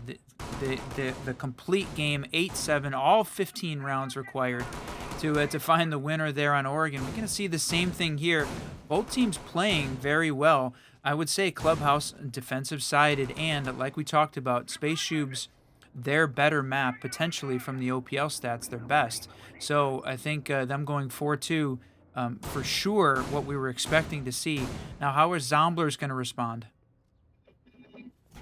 That was a cup. Well, I think they did exactly what they needed to do, right? It was find your quota on the attack side of it. What do you got to do? You got to find 2, and that puts you in a pretty favorable position going into your defensive side because, as you say it, this is a defensive side map. Now, it can go both ways. We have seen it be incredibly attacker-sided as they do a good job at setting the pace. But 4-2 on the split, not wholly unexpected, and if I'm ZOMBLERS, I'm still feeling pretty good about going into my defensive half here. And speaking of, it's going to be a gym bedroom setup, and they're going to pull out a little bit of the switcheroo from what SPACESHOOBS did.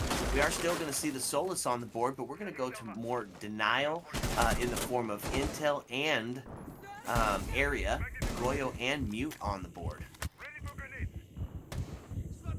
Yeah, they're pushing up, trying to get some control of cash, focusing more on the construction side push than we saw this Space Tubes team. But they still got some assets in place to open up those breaches for sure.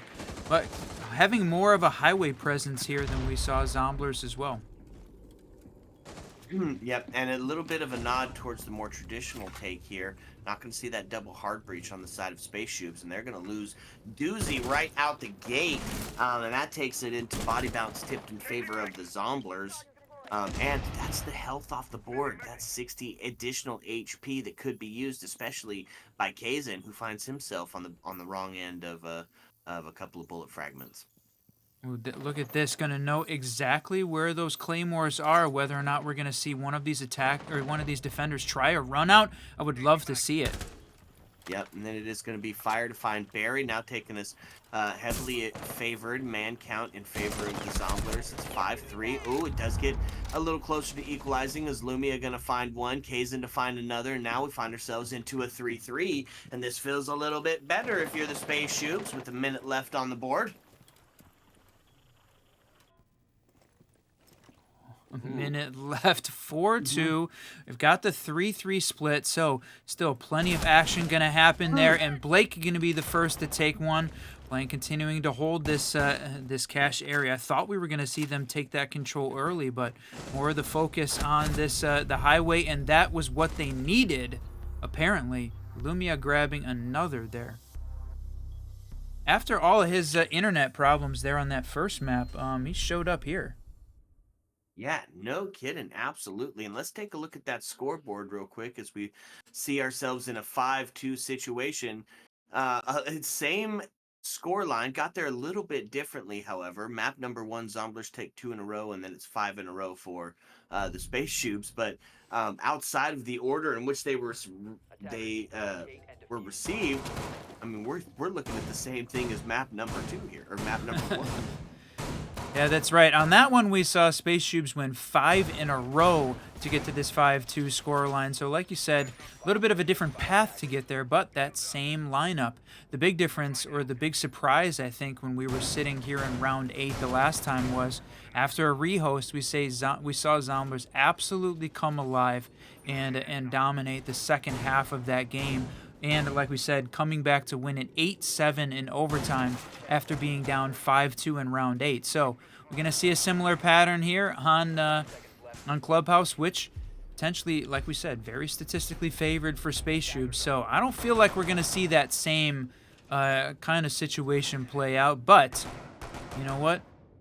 You're a Zomblers fan. You want to certainly prove me wrong. Yep.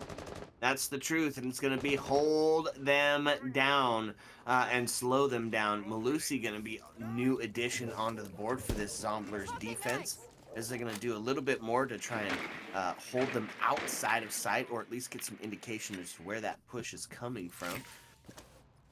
Yeah, and there's that IQ that you asked for, that you wanted so much. No Bravo on the board to help support it, though. Yeah, that's the piece, right? You got the IQ. Obviously, we're assuming that the Zomblers are going to bring a lot of intel, bringing out the Valkyrie, bringing out the Maestro in the previous game. So not bringing out all of that same utility this time. Maybe not net sighting. That's not necessary to steal all of that, but still wanting to find where it was in this case. And look at this, Wamai playing a very dangerous position up here in the kitchen. We know that this is a critical push point for the attacking team. Yep, and he was already sussed out on the drone, and he's on the window, which is a pretty close and easy pre-fire should somebody else just decide to send it through. IQ making great use of that gadget, getting a ton of intel for the team. 5-3 with a minute and 33, or 5-4 with a minute and 33 still left on the board. It's gonna come again down to that 20-second push. You can just almost feel it. There is it does exactly feel that way. We're still seeing this team use the soft breach, trying to open up some lines of sight, trying to find a way in. But red ping coming out. We got one of the defenders was upstairs. Fire gonna push himself back down into that generator area down blue and start covering sight, but tons of space being opened up here by the Buck. That's why Ram banned off the board from the Zomblers. They did not want to have to deal with all of this vertical control. It's going to force SPACESHOOBS to do it with the buck. Yep. Trades ringing out. Shotgun to find one. Lumia to find one as well. Fire going to use that shotgun yet again to take us back into a 2v. 39 seconds left on the board. And he's going to be getting ready to take that swing on a motorcycle, waiting for that moto, potential moto drop. Boy, man, this is getting down to it every single time. Kazan holding on from the long angle. It's they're both set up to take that shots on each other. Oh, taking a peek there, and that's the Fenrir coming out. Those push points in. Going to try and find their way into B. And look at that. We're going to see the shot on the Fenrir going to happen. No, he's going to win that one. 2 seconds left, and this feels pretty good for the defense, and they are. They're going to take themselves around and put themselves a little bit closer on that score line, taking us down to a 5v3. Okay, there it is. There's the comeback you talked about potentially already starting. So again, just want to welcome everyone back to the stream, or to the stream if this is your first time, and getting a chance to see the ZCL, the Zenith Competitive League, casted here on the Siege Double Shot. We are one of Ubisoft's content creator partners. Drops are active because we're also part of the SI Watch Party, so going to continue to see that content coming out during the rest of the week. But first, we got to finish out this best of 3 here to see who is moving on in the ZCL. Is it going to be the SPACESHOOBS or the Zombler? Winner moves on, loser goes home. Attackers have located a bomb.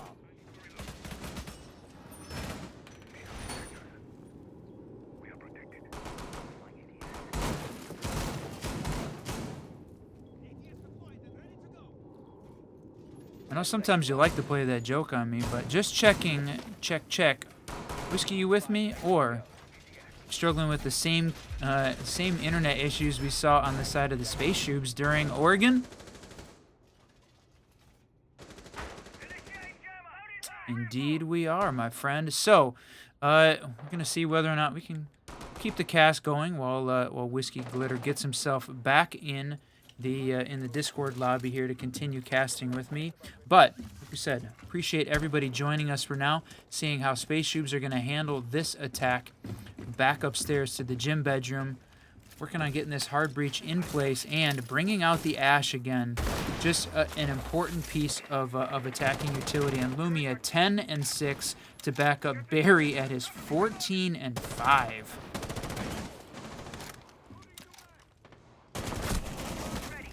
Fire going crazy again. 9, 7, and 4. Also continuing to have a good game. Let's go ahead and make it into those double digits and grab 10 as Flixer also takes Doozy off the board. So it is a 2v5, relatively quick. Well, they're just going to do this to me all night. 2v4. Is it going to be 2v3? With this SPACESHOOBS team not wanting to give up and hold on and push themselves. They're 1 away from match point.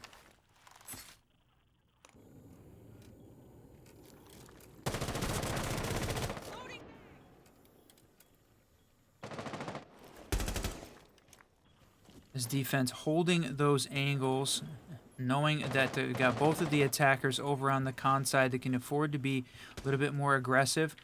Going to see Sibster push in potentially. We're going to continue to hold that Logi angle as we try and figure out how Buck and Ash are going to find their way in.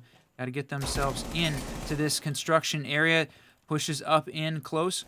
Sibster trying to find 1, maybe 2. Hope he's going to hang back as it's down to a 1v3 with a full minute left. Plenty of time to try and make something happen, but for sure they know where he's at.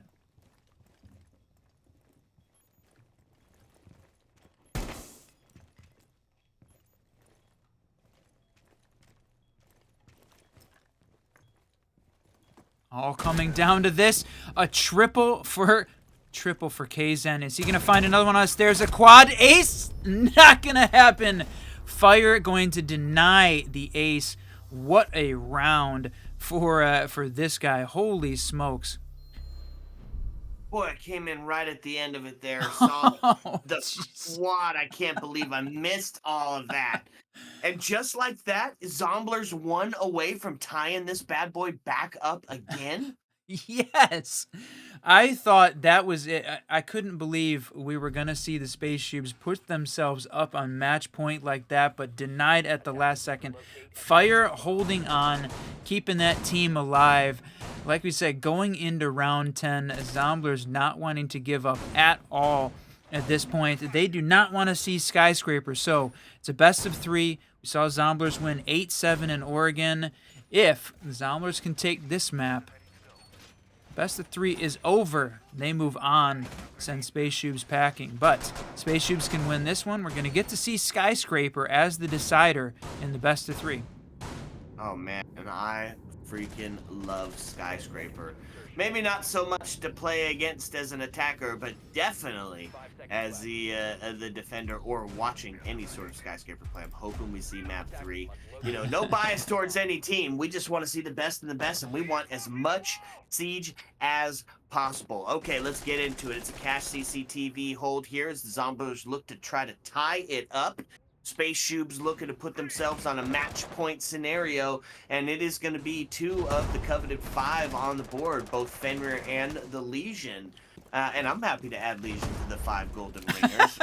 It can't be 5 if we're adding him. Who are we taking off the list that is Mira. replacing? Mira's off the list, and Legion has become one of the must-picks on defense. I'm feeling it. I'm feeling it. She's too easy to deal with the Ashe. Legion, as with the introduction, or the reintroduction, I should say, of that impact damage afterwards, especially in a late round, 20-second meta type scenario, absolutely huge. You know Hot what? take. At Yep. me. Yep, he does. He wants to talk about it. I know you say it all the time. We freaking love this game, and getting a chance to cast this match tonight and then following up with some more 6 Invitational tomorrow, going to be fantastic. But absolutely, Adam, he wants to hear about it. I don't know. I'm on the fence about it. Mira continues to be an OP op from the defensive side. Flixer, though, going to show us whether or not Legion belongs on this list. My question to you, where is the Miro right now? All right, we're playing the Cash CC site. If you're gonna pick a site, this is the one that she's not important. But we talk about it all the time. When she's on the board, changes the attacking strategy completely. You have to bring utility to deal with her. Legion, he's annoying for sure, but doesn't drive the round the same way that Mira does. Ooh, we'll see. That's my There's take, my Doozy. guy. Yeah. Hot take it right back. Doozy to find 1. Oh! No way, fire goes down to the fire. That didn't happen, did it? That is some siege poetry right there. Live by the fire, die by the fire. And now it's a low health scenario for the last 2 remaining defenders as Spaceshoobs tries to put themselves on a match point scenario, and they're gonna do it.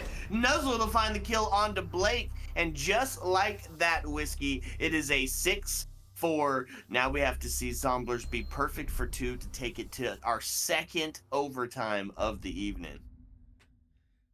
Oh, match point. I thought right there we were going to see Wamai rotated through and looked like he was going to grab a double and pull out a miracle there at the last second, Blake, but did not happen. The Spaceshoobs take that one on the attacking side, so they go up. Now, like we said, Zomblers have won the first map, so if we're going to see a map 3, Spaceshoobs have got to win this map, and they're on match point, so they're looking pretty good to do it right now. Skyscraper's where we go next. Appreciate everybody joining us again. There's a lot of Siege you could be watching, and we're glad you're here with us for the Zenith Competitive League. And there's going to be a lot more games coming at you for this league throughout the rest of February, and the playoffs starting the end of February, beginning of March. So look forward to that, my friends. Yep, absolutely. Defense gonna head back down to the dreaded Church and Arsenal with a bit of some roam game up top, and by a bit I mean 2 specific players, Mozzie and Solus, up here to cause as much havoc as we can, and cut off some of that top floor rotate. Really try to stall out this attacking team. Plenty of stall game on the board here. Mozzie and Solus, right? That's doubled up on the intel. Got the Legion and Fenrir combo, and Wamai to stop any of those projectiles coming in. This is a pretty good defense. Now, here's the question. Are they going to be able to capitalize on this roam? Some of the IGL going to find a site direct, maybe a little bit more of a pleasant operation. That's right. There. Fire making his presence known here, trying to take a shot on the IQ that was playing out on Jacuzzi, but she is going to rotate herself off after losing almost 2/3 of her health there. That's unfortunate. And so she's going to work on collecting this intel instead of taking on the engagement with Fire playing on the Solus. Flixer also making the rotate back down. Going to take a shot, but player up on jail there. Yep. Couple of shots, but not going to be successful here. First minute off the board, as we've seen a few contests, right? IQ being the main aggressor of that. But Barry, 14-7, we find him sitting. Doozy to find that first kill, and that's going to be the Solus off the board. Huge pick as it's Fire, the frag leader for this Zomblers defense currently. So if I'm a SPACESHOOBS fan, I'm feeling pretty good about that on a match point scenario. Yeah, I was about to say, we've got to find a way for Flixer and Killa to get active, right? They are not the kind of game that they were having previously where this was much more evenly matched. If they want to have a chance, we got to see those guys get active here in this potentially last round and this last minute 5 of gameplay. Yep. Okay, 4-4. It's all on the line here. It's getting a little bit scary. It's a bit of a hold and wait here as the attack team kind of tries to regroup after losing Lumia. Regroup, form a new plan, and then get ready to set themselves up for a second chance at potentially getting an execute. It's the drop-down hatch. They didn't deal with that vertical play, and Mozzie to find one, Zipster to find another onto Barry, and that takes us into a 4-2. And with Doozy sitting in dirt, they've got an idea exactly where he's at. It's going to be the double push from there. It's going to be a tough push, right? They're going to funnel in through the doorway. Not even going to funnel in. It's just going to be funnel. It's a 1v4. This is a tough climb back here if you're Nuzzle. Anybody can do it. He definitely can. Finds himself one, takes a peek in on boxes to look for that second one, but it's going to be a late round pop. Here to take that kill. As long as he doesn't give away his location, he's going to potentially find himself with a kill. No, for sure they knew exactly where he was playing that dirt location. Killa, we saw Flixer get 2 and Killa get 1 after we called them out as needing to get active, and they helped pull the Zomblers into that position to continue to defend. It's now 6-5, my friend. They pulled that one off. SPACESHOOBS holding on. They've got to win this one to take the map, but Zomblers trying to push OT for a second map in a row. Ooh-wee. No Back way. up to the gym bedroom. What's that? Ooh, Fire gonna bring the Echo out. So a little bit of that late round match or late match adaptation here. Gonna opt for some of that intel. Now, are we gonna see it in that traditional sense where it's sent out through the drone hole to figure out where people are sitting out on top, themselves running for some of those runouts? Or is it going to be more for that plant denial operation? Either way, I'm excited to see it. Yeah, that's a good point. I mean, you're playing 2F gym bedroom, so you've got to know that this team is going to be for sure spending time getting the jacuzzi wall open, that main breach open. I'm thinking plant denial. But Fire's definitely playing aggressively in general, so there's a potential that he does the same with that drone utility.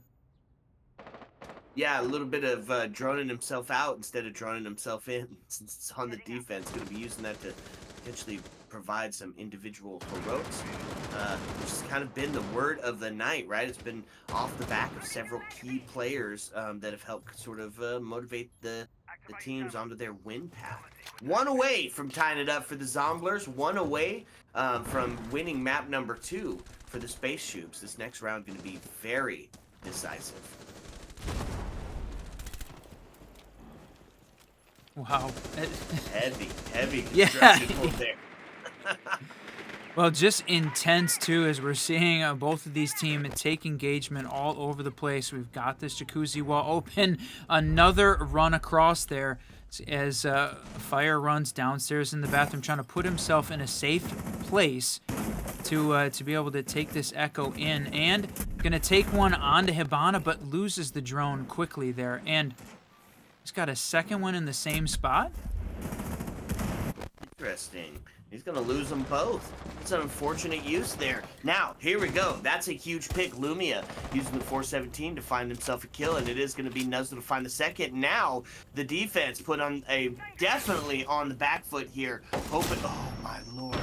Flash is going in. Flicks are going to be full white as that push starts to happen from Hibana. Not going to be the case, though. Not going to be able to push in. Let's find kill to go down. Oh! That's so quick! Didn't even see what happened. Ooh. What happened, my friend, was the SPACESHOOBS taking Clubhouse 7-5 in a crazy ending there to the match.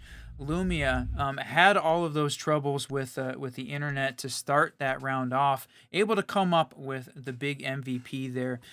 All right, you know what that means.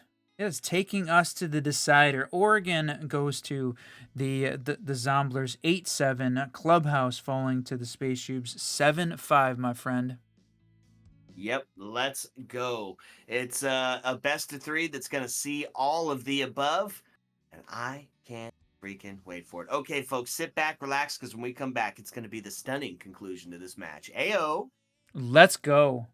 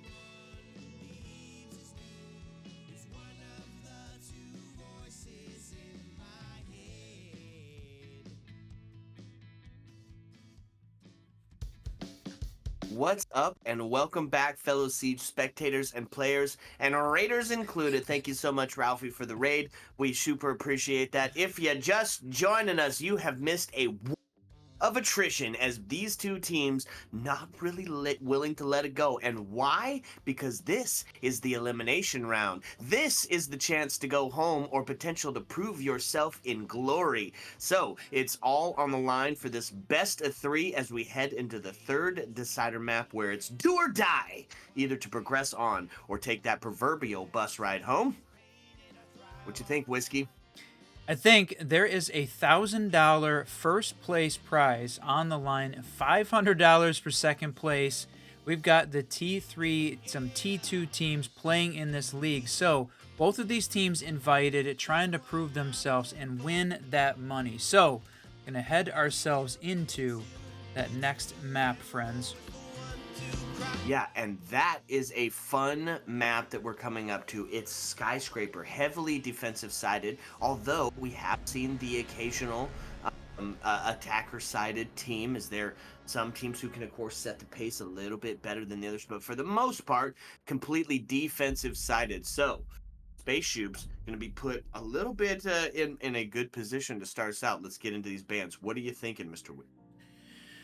Oh, I mean, it's hard to go wrong with the basics that we are seeing all over the place here in the year 8, season 4 kind of meta, right? Ying, Dokkaebi, I think both important here on Skyscraper as well. There's a chance that we see them deviate, right? We saw ZOMBLERS deviate a little bit there on the Clubhouse play, banning out Ram, but that's pretty site specific, so I would still probably go with Dokkaebi here. Yeah, I think that's a good pick, especially with the flank potential that Skyscraper brings to the table. Oh, not going to be the case, however. Okay, the Monty yeah, dropping. The top black push, we do see the shield players come out. We've seen that be extremely successful in the LATAM play. And ZOMBLERS not wanting to deal with that, and not wanting to deal with Soulless either. She's the top band operator in the league and just about every league we play in, so not surprising to see her off. The last one, I think still Fenrir, right? This is a small map that I think difficult to deal with. That would be my guess, but it could easily be a zombie as well. I think, oh, you were right. There you go. Nailed it. Her just ability to redefine the landscape going to prove too much, which does mean Fenrir is going to be on the board. And in this close quarter map, Fenrir is going to be absolutely huge if he gets brought out, right? We'll look to see some shotgun play off the back of that. Could be absolutely huge. Indeed, my friend. So now we head to the karaoke site here to start us off upstairs in what is going to be the first round of this third map. So Oregon 8-7, Clubhouse 7-5. These two teams split those as we head into the third, and I got a bad feeling about this, Whiskey. The game paused. I was wondering whether or not we're going to see somebody drop, but woo! Proverbial bullet dodged. Let's go, my friend. Right. Okay, so defense. You said a T in karaoke to start us off. Can be a bit of a switch up between what you see primary, but almost always it's going to be that T karaoke side. We're seeing the Valkyrie going to be utilized for some of that sneaky little intel that definitely could prove to be the difference maker for the C4s on the board. 2 of them to be exact, as we see Cade being brought out for that breach now as well. And here, the highlight pick, Tubero, going to be on the board. Now, we've talked about him before, but just in case, if you're new to Siege or you're new to this last couple of seasons, Whiskey, tell us about those Zota canisters and why they're so powerful. That's right, and they did get a bit of a nerf, but we see Tubero bringing 3 of the Zoto canisters, the ability to freeze any and everything in their path, electronic gadgets, physical gadgets as well, for both the attackers and the defenders, but his ability to stop the breach is just a really incredible. The nerf, though, coming out, definitely a good thing here. I think everybody agrees he was a little bit too OP, but now only having 3, and the effect on the electronics is a little bit delayed, so it really forces the defending team to be very careful with how they use that gadget if they want to use him purely from a breach denial perspective, in conjunction with a Kaid or a bandit. Yep. Yeah, definitely a bunch of fun combo moves, and the recent rework definitely giving him a little bit more of that balance. But he brings that AR, which is absolutely devastating against the right person. We see DMR action across the board. That was going to be no different. Ace to open up single walls. They start to look in towards taking that office area. Put a little bit of cross map sight pressure on it. Not really many defenders here to really put up a fight against that, though. We do see some runouts happen. We do see a little bit of very aggressive defense play happen, but not seeing it here in this case. They're playing a bit more conservatively, playing behind the shield and shrine, holding onto this drum area, relying on the intel of the operators. It's a good safe call, right? Like we called it. This is an elimination round. The team that loses going home, not getting a chance to compete for that $1,000 first place prize pool here. So gonna try and play it safe. Although I love the aggressive defenses when we do see it happen. Yep, absolutely. Nuzzle to find the first, and that's going to be Ace off the board. One of the hard breachers. One of the risks we brought two, right? Get a little bit of that two-pronged attack, and they get some of that terrace control as they start to push up towards Drum, and it's going to be the fight and the swing on Geisha. Trying to open up that secondary approach, that secondary avenue. C4 going to go out the window! Yeah! Boom, baby! Nails it! Lumia to find Killa, and it's going to be all on the shoulders of Sibster now as they find themselves in a real rough spot, taking the scenic route down around to the terrace side. Oh, okay, all down to the lone attacker, and then SPACESHOOBS taking a flawless with Valk dropping that prone position there. What a shot, finishing off with the pistol. Yeah, no kidding. Boy, what a round. That C4 huge and kind of turn around some of that gameplay. It's going to be one in favor of the defense there, Mr. Whiskey. You take it back. That's right. We're going to go to exhibition office. We're gonna they can't go back. They won that. Yeah. Yep, that's a good call. Defenders, protect your bombs from being defused by Now, attackers. here's the fun part. We're seeing the mirror on the board. Kind of one of the funner strats that we've been seeing is only doing half of the breach. Oh, not going to be the case this time. Nope. I don't... Boy, that feels like that was maybe a bit of a miscoordination. It looked like they were setting it up for exactly what you were talking about, but no, they're going to fully reinforce off that location on both sides of the breach, plus the single that's sometimes used as a run out. Barry going to set the other one up, so they're watching in through the with that drum entrance, but yeah, just interesting that that the mirror used in that location, but with so much of the breach, the reinforcements and breach denial set up around that position, it's going to be sort of a combination of setups we've seen. The bunker down strat with a mirror, that's interesting. Yeah, I like it. It's kind of taking on that gym bedroom feel. Where you're just adding a bunch of layers to that defensive setup. You know they're going to push that main wall. You know they're going to get that breach open. Oh. Twitch on the board to find that first mirror, and that's going to open up sightlines as soon as they get it opened up. That was a huge play by Twitch. Yeah, that was, and she's still got more of those drones still in play, so she's going to get an opportunity to try and find another, maybe take a few shots from below to see if she can clear out, again, some more of this defender utility that they were very successful with it on that first round, holding on to the utility and then winning, so Zomblers got to find a way to improve their attack this time. Yep. That is not a good way to start it. Nuzzle's going to find Fixer off the board, taking us into a man count over into the side of SPACESHOOBS. Looking for some of that underneath play. Man, it's a dangerous situation. Verticality beat. Oh, my Lord. There it comes out. This. No, Bandit has got to be perfect in the timing to be able to hit it, but no, the shots from below gonna stop and gonna take Bandit off the board at the same time. That was well played by the attacking team. Nuzzle trying, but that's what we talked about. The change to the way that the electronics interface or happen with the Zotos makes it a little bit more difficult for the defenders to hold on to a breach like that and trick. So Zomblers great to take advantage of it.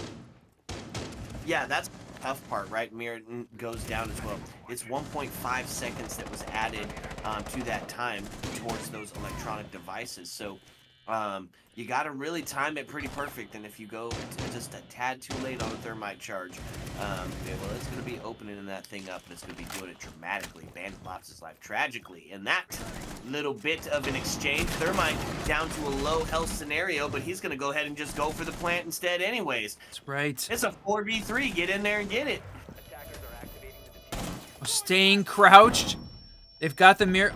Able to take down the repeller, but another flash comes out. Now the question is, was the planter able to get outside? I think the answer was yes, but it's all, no, they're dead. It's all up to Buck playing from below. Yep, tough place to find yourself in, especially with the 3v1. You can send one down, set your cross up, and it's going to be long arming on the defuse. Takes it to 50, takes it to 75. He's going to stick this, and that's going to be a defender win. Defender mission successful. Wow, that was a heck of a long arm there from Amai, able to get that diffuse down. So that is 2 in favor of the SPACESHOOBS as they win their second defense, and they're going to get the full round rotate and take it downstairs to that 1F kitchen barbecue site.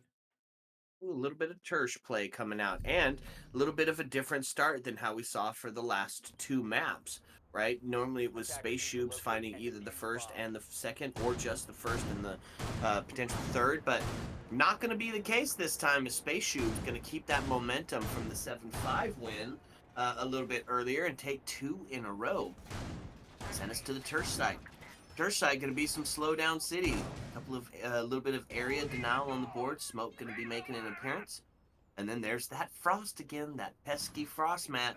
If you're not careful, that thing will put you sleeping.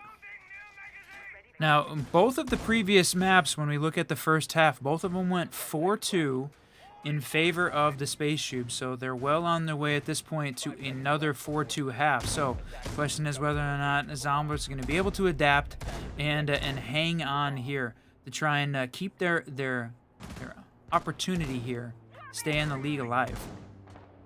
So you want to talk adaptation? Yeah, Blake I do. Gonna be adapting the heck out of it right now. It's going to be the blitz being brought out. Probably going to be looking towards that black door, which is where we generally see the Monty play. Now, when Monty's off the board, we like to sometimes see you want the backup shield, whether it's Osa, whether it's blitz, and it's not going to be either one. They're not going to push up into that black stair push down. They're going to go straight for the pantry and just push in. Fenrir Gadget be damned. Takes a little bit of damage, but pushes on anyways. Going to be straight into sight. And there we go. No. He is going to lose his life because he was low health. His trade's coming out from nowhere. And all of a sudden, it's a 3v3. But Dokubi's down now into a 2v2 as the Finka boost goes out. And that picks up Dokubi. Now taking us into a 3v3. That all happened within the first minute. There's Finka to go down now. Jeez. That was a frost mat there taking down one of the attackers again. Boy, I think we have seen more frost mat interaction again here on this best of 3 than we have in a while. Attackers have recovered their diffuser. I'm here for it. I love the frost play. Okay, so a bit of a slowdown, Whiskey, as all of that action rings out, and then it stops and puts ourselves into a hold the angle scenario. Got to force this attacking team to make a decision, make active decisions, and push in and take these gunfights now. Bit on the back foot, potential for some drone, triple kill from Lumia, taking it all onto the shoulders of Flixer. Yeah, boy, the internet issues from Oregon long gone and forgotten. Starting off this map 5-0. Can't be killed. He eludes death. He's going to try to find himself another one. Oh, Legion trap goes off, gives away his location, and now Legion, knowing exactly where he is, going to be looking for that swing. That's right, and so close, Flixer, near death. If he hits another Legion goo, I think that's gonna be it. That would be insane. But it is going to be Lumia to find the headshot, taking him to a 6-0 start. Sheesh. Yep, great pings coming out there from the defenders, continuing to play those cams as we head into round 4, and we're going to see our first timeout taken here on this map. Great call by the Zomblers, who are losing 3 in a row. You know, starting off, they felt very good on Oregon. They had a great run on Clubhouse, but just were not able to hold it together. And I mean, it definitely does feel like all of the momentum right now is in favor of SPACESHOOBS. But we've gone back and forth on that as this map has played out. So, or this whole best of 3 has played out. Could go either way. The timeout buff going to be in effect? Potentially, right? And you kind of got to base this timeout on a couple of things, right? Is what you were just doing on the last 3 rounds, is that something where you know what the issue is and you can continue on and save your timeout for a little later? Or do you have no idea what the heck just happened and you want to stop that momentum in its tracks and try and figure out a new way to deal with those past 3 sites? Zomblers hoping to put one on the board here this round. Yeah, for sure. And the team they're bringing out to do it, they're going to have to wait and try and figure out how is SPACESHOOBS going to handle their defense first. But we're going back upstairs to that primary site. T and Karaoke. Yep, and there's the OSA shield on the board, kind of expecting that T Karaoke to be the next site. So we see the Blitz coming out for the activity, but OSA to get themselves set up for the potential cross for a plant setup. But yeah, defense going to be bringing out Tubero. Going to see him again. 3 C4s on the board. Still going to opt for some of that intel. And there's one of the big differences here as well. Not nearly as much on the intel, opting for operators like some slowdown instead. We did see SPACESHOOBS play definitely upstairs at this site very conservatively the first time, but now that they're at 3-0, I'm wondering whether or not we're going to see them get a little bit more active. Maybe, you know, I want to see the very aggressive defense played out, because that's always a fun way to watch Siege happen, but I don't know if they're going to take that approach. They've been very successful with the way they're handling it at this point. Yeah, gotta be methodical, surgical even. Hoping to see Zomblers get themselves on the board and make this a little bit more of a fight here in the third. Now, here's the thing. We said this map is incredibly defensive-sided. So, a 3-0 start, not wholly something that is, you know, completely unexpected. You do expect to see the attacking team find maybe that Tersh site play. But they are going to find Barry off the board. Now finds himself in an 0-3 scenario. Being so active on the last couple of maps, that doesn't feel great. Yeah, boy, compared to where he was just a few moments ago on Clubhouse, I mean, very, very surprising to see it happen. That C4 ringing out, going to take out one of the shields. No, he's going to get it stuck on the door. Going to have to try and open it a little bit more to be able to take a shot there on OSA, playing behind the shield. Watching her back to make sure they're not going to get run out on, because they know that she's playing in that location. Yeah. Okay, so it's going to be a hurry up and wait scenario for this attack team as they're taking all their players into place. Nuzzle going to find another. We've been saying his name quite frequently. He finds himself yet again in that KD in the upper more than positive area. Push-ups, Blake pushes up just a little bit more, acting off that intel. Now it's going to be Sibster to find Nuzzle. Give a body bounce back over to the Zomblers. Yep, they've got that wall. They do not have an easy access in to the Karaoke site. They've got that reinforced off. So, going to try and see. Buck has got, well, about to say something about Buck potentially being able to help get his team in, but not going to happen there. The C4 coming out, taking down the shield, and Valkyrie going to run out, making the push up, going to take a couple shots. Nobody from her team there to help. Oh, wow. Unfortunate there. Stuck outside. Says, F it, we're just gonna play this thing. Because Osa did get the shield down. Now, it's a little bit of a reversey here. Attackers become defenders, and defenders become attackers. Gonna get rid of that Claymore as well, try to get back into sight. In this 3v2. Thermite to take a bit of damage, and Valkyrie successfully gets himself back inside. Doozy living up to the namesake. Now they get inside, do take Kazin off the board, and now taking us into a plant scenario. Grim taking a bit of damage, and they're going to do it. The attackers become defenders, defenders become attackers, and we're going to see Doozy go down. Now puts us into a 1v1. It's a low health scenario. Just going to take one bullet here to put Sipster down. Got to only have 7 seconds on the board. Now, What? No way. Pickup of the whole game. Revive of the whole freaking game. That was crazy. 6-1 Doozy gonna gonna close that one out. Holy cow, what a round. Oh man, a little bit speechless there. Boy, that yeah, I think from the attacking side, they were so close. They had the diffuser down, had the advantage, heard the pickup, only able to take one down, and just loses it trying to get into sight. That was incredibly unfortunate. It looked like they had that one locked up in their hands. He says it in game chat, so we're burnt out. Yes, I mean, it is. I mean, we're talking about midnight here. Starting a best of 3 at 9 p.m. plus a rehost, plus a double overtime 15-round game. It certainly takes it out of you.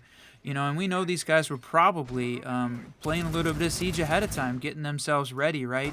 But maybe not those long theory sessions and warm-up before a best of 5 grand final where all the money's on the line. But certainly, I think they spent some time getting themselves ready for this match. So it's been a long night of Siege already, my friend.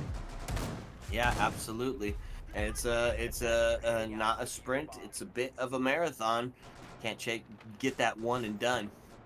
Okay, so we head back over to that exhibition office site and look at this. 1, 2, 3, 4 C4s on the board, looking to have an explosive impact on the game.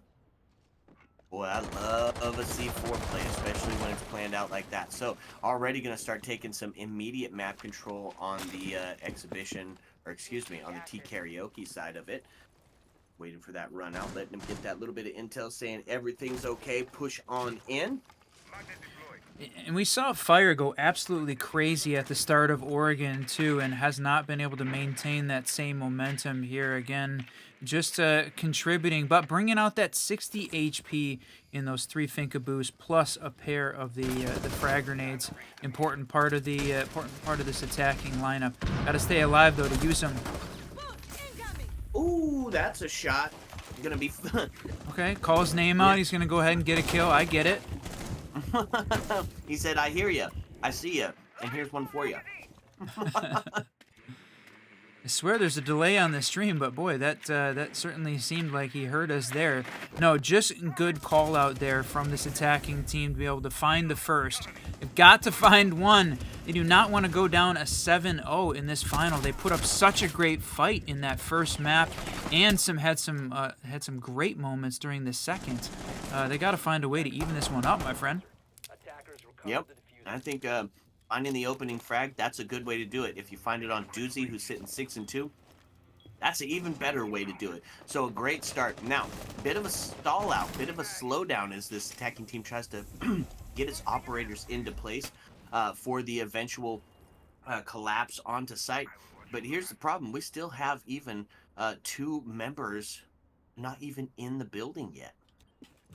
Now, we talk about the fact that this is Skyscraper, and it's one of the most difficult maps to just enter the building, right? We hear Foxay talk about that in some of his analysis of the map. It's like this is a very difficult map just to get in. It's not like Bank, where you've got plenty of opportunity, plenty of locations. There's no hatch drop from the ceiling, no skylights, and all doors and windows got to get themselves open from a hard breach perspective here. All right. Oh, Here. The nade. Okay, Nuzzle to take one, now puts us into a 2v2. Nuzzle on the triple kill puts us into a 2v1. 15 seconds left on the boards, feeling very good for the defense here as they're looking to put themselves up on a 5-0. Sibster pushing in, gonna have to take this gunfight, finds it, now into the 1v1, but is it gonna be enough time to get the plant down? Yes! Call goes out. Boom, boom, boom. Lumia gonna clean that one up onto Sibster and now finds us into a 5-0 start. SPACESHOOBS just put the pedal to the metal and have not let go ever since then. Yeah, certainly no timeout buff in effect there, and so far now they don't even have a timeout to even talk about it at this point. 5-0, and we're looking very, very likely that we're going to see a sweep here on this first half. So they've already exceeded their best score here on a half. They went 4-2 on both of the first two maps, so more of those standard splits. But like you said, SPACESHOOBS definitely pedal to the metal and feeling themselves right now, playing very well together as a team and taking advantage of some of the mistakes that the ZOMBLERS squad is making here, as potentially they're getting fatigued. Yep, and they find themselves 5-0, Whiskey, 5-0, and it's not, here's the deal. If it was a different map, no, this is still fine. If ZOMBLERS pull one out here, I think they can go still fairly confident into their defensive side of it because they're going to bring that same aggression. They're going to bring that same pace-setting operators. They're going to bring that same individual heroics because it's defense on Skyscraper. But here's the deal. They have to take that one. If they don't get a win here and you go into it 6-0 on the half, that's one away from settling. It's 6 different opportunities to end the game for the SPACESHOOBS side. So this is really the decisive round. Are they able to pull one together and get a round? That is a great question, and the question, as a matter of fact, because you're right, they can afford to take an awful lot of chances on the attacking side when you're up 6-0. You can run some interesting strats, you can run some rushes, you can play conservatively, but it's going to throw that defense off. And even at 5-0, playing on defense, they can afford to take a few chances here too. So I wonder if they're going to get a little bit more aggressive. Potentially, it's going to be the fight from Nuzzle inside of Geisha. Just pivoting around the 180 pivots, making sure that he can maintain all 3 angles at once. But it's more of that slow down here by the attacking team. It's almost a... Oh, okay, never mind. Doozy going to get taken off the board. There's some activity. That was a little too close to a TK for me, to be honest. That was very close right there. Yeah, but did he die? No TK. Underneath power, Nuzzle and Lumia to find the double. Oh, no, Whiskey. Jason to find one, and that's tough. Whiskey, now we find ourselves into a 4v2, minute 22 left on the clock, and this is a really rough situation if you're the ZOMBLERS.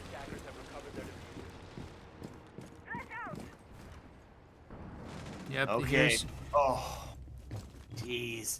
Now all on the shoulders of Fire. What you think? I mean, Fire has had... I mean, we saw him get a 4K earlier tonight, so it is certainly possible. Whether or not they're in a position here to do it, certainly the SPACESHOOBS can afford to throw bodies at him. He doesn't have any of the boogies left, so nothing else for a distraction from a sound perspective. Still got 3 flashes, though, so the Fenrir are going to give his location away, and no, they are absolutely not going to throw bodies at him or at this situation. They're going to take this win and go up 6-0. There's no need to push it. It's a great call here by the SPACESHOOBS team. Yeah, absolutely. In a 4v1, put some respect on his name. It's Fire. You've seen what he's done. He's 4K'd before. He does find one on the bit of the push-up just to make sure they keep him staying up there. He drops into sight. He's going to take some smoke damage, and that's going to be the SMG-11 to clean it up. SPACESHOOBS, one away from putting this match into their favor and sending the ZOMBLERS home. Whew. A lot of pressure being built up here, Whiskey. Yeah, we have seen the ZOMBLERS come very close to winning quite a few different matches, actually. We've had a chance to cast them, like we called out at the beginning of this, in the Skyline Gaming series, in Element 2, and we have not seen them really take a win. The last time I think we saw this team win the game that we were casting was had to go back to that GNL final. So it's feeling very tough, but it's not the end of the world. This is a team certainly that can do it. We saw Flixer, an add to this team, part of the Void Origins and Mouse 1 squad that we did see win a few different games there as part of the Element 2 qual. So would really love to see this team push and turn this into a bit more of a match here at this last one. We don't want to go down double overtime, regular game to a sweep. That feels just like a huge letdown from the Zomblers, or an incredible game played out from the Spaceshoobs side. Yeah, exactly. And so being on that back foot, we got to ask the question, what's the win condition here? What is it that, outside of like stopping Lumia, who's been unstoppable at 10-1, what can the Zomblers do here to force this 6-0 sweep, reverse sweep? Great question. I was wondering whether or not we wanted to, do they want to play aggressively? Do they want to try and push this attacking team, put a lot of pressure on them from a defensive perspective? That feels like a great way to do it, but we're already seeing Twitch opening up that mirror window from a win condition perspective. Taking down Lumia, right? That 10-1, he has been unstoppable on defense, now bringing out the Twitch and getting good utility for the drones as well. So that feels like a great place to start. Then take the hard breach off, make it difficult to get in the building. I like it. We'll see if they're able to live up to it here. It is sitting 4-all here as the first minute ticked by, and that's going to be Lumia active again. You said take him off the board. Well, they haven't done so just yet. Wow, on the Pixel Peak, Warden going to lose his life. L85 going to claim it. Doozy going to do it, and now Whiskey. It's all on the shoulders of Sibster. 3-6 as he's going to take on this 1v4, and it is a tough position to find yourself in. Now, does come in on the back end, finds one, puts himself in a better position here, equalizing the scoreline. They're all three over here, and that's going to be it. Doozy going to take him off the board with a classic Dome Piece Destroyer, and that's going to be Spaceshoobs to clean that one up. A flawless victory to end it. 7-0, unbelievable, and a second MVP for Lumia as well. Boy, internet issues be damned. He turned this thing around and absolutely cleaned up. 11-2. What a round, my friend. Yeah, absolutely. Jeez, man. Clip it. You got a couple of highlight reel picks out of that one. That is for dang sure. And more than just a round, right? That was really a great transition for the Spaceshoobs team to go to lose that double overtime game, and really felt like they lost a huge chunk of the mid round of that first map, and then to lose that, it felt like it was all in the Zomblers' favor, but they turned it around. Turned it up as we went forward in the maps, took Clubhouse, and then absolutely dominated here on Skyscraper. We talked about Clubhouse being their best map in OPL stats, but some of the fans in the chat were definitely saying Skyscraper is their map, and they were absolutely right. Spaceshoobs showed up and dominated that map. Yep, that's the truth.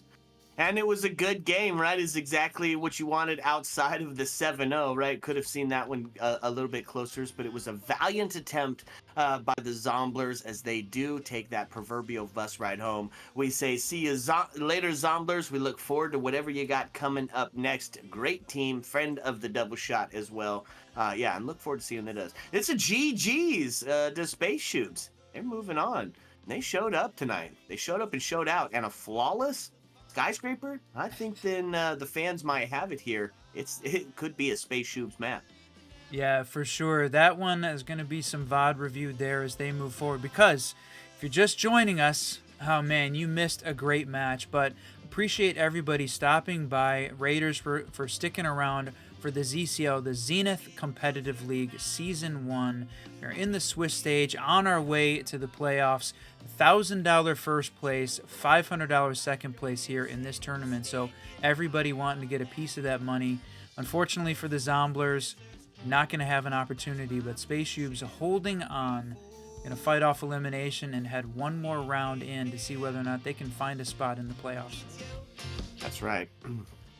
Well, I think that's done it for us here this evening, Mr. Whiskey. We've got some cool stuff for you. Drops are going to remain active as we are taking on the Invitational watch party tomorrow and throughout the rest of the Invitational series. So look for the Whiskey Boys on the Go Live.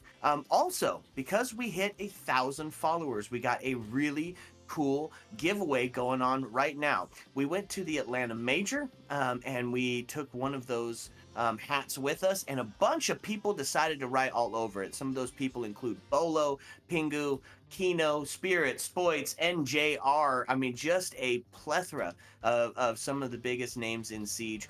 And we're giving that away. All you have to do is head over to our Twitter. That's at glitter_whiskey or at racingengr, and find the post and kind of follow the stipulations for it. So we're going to be giving that hat away here in this week. It's happening this week. We're doing it during SI. You don't have to be present to win it. All you have to do is follow the directions on the tweet. Again, that's at glitter_whiskey and at racingengr.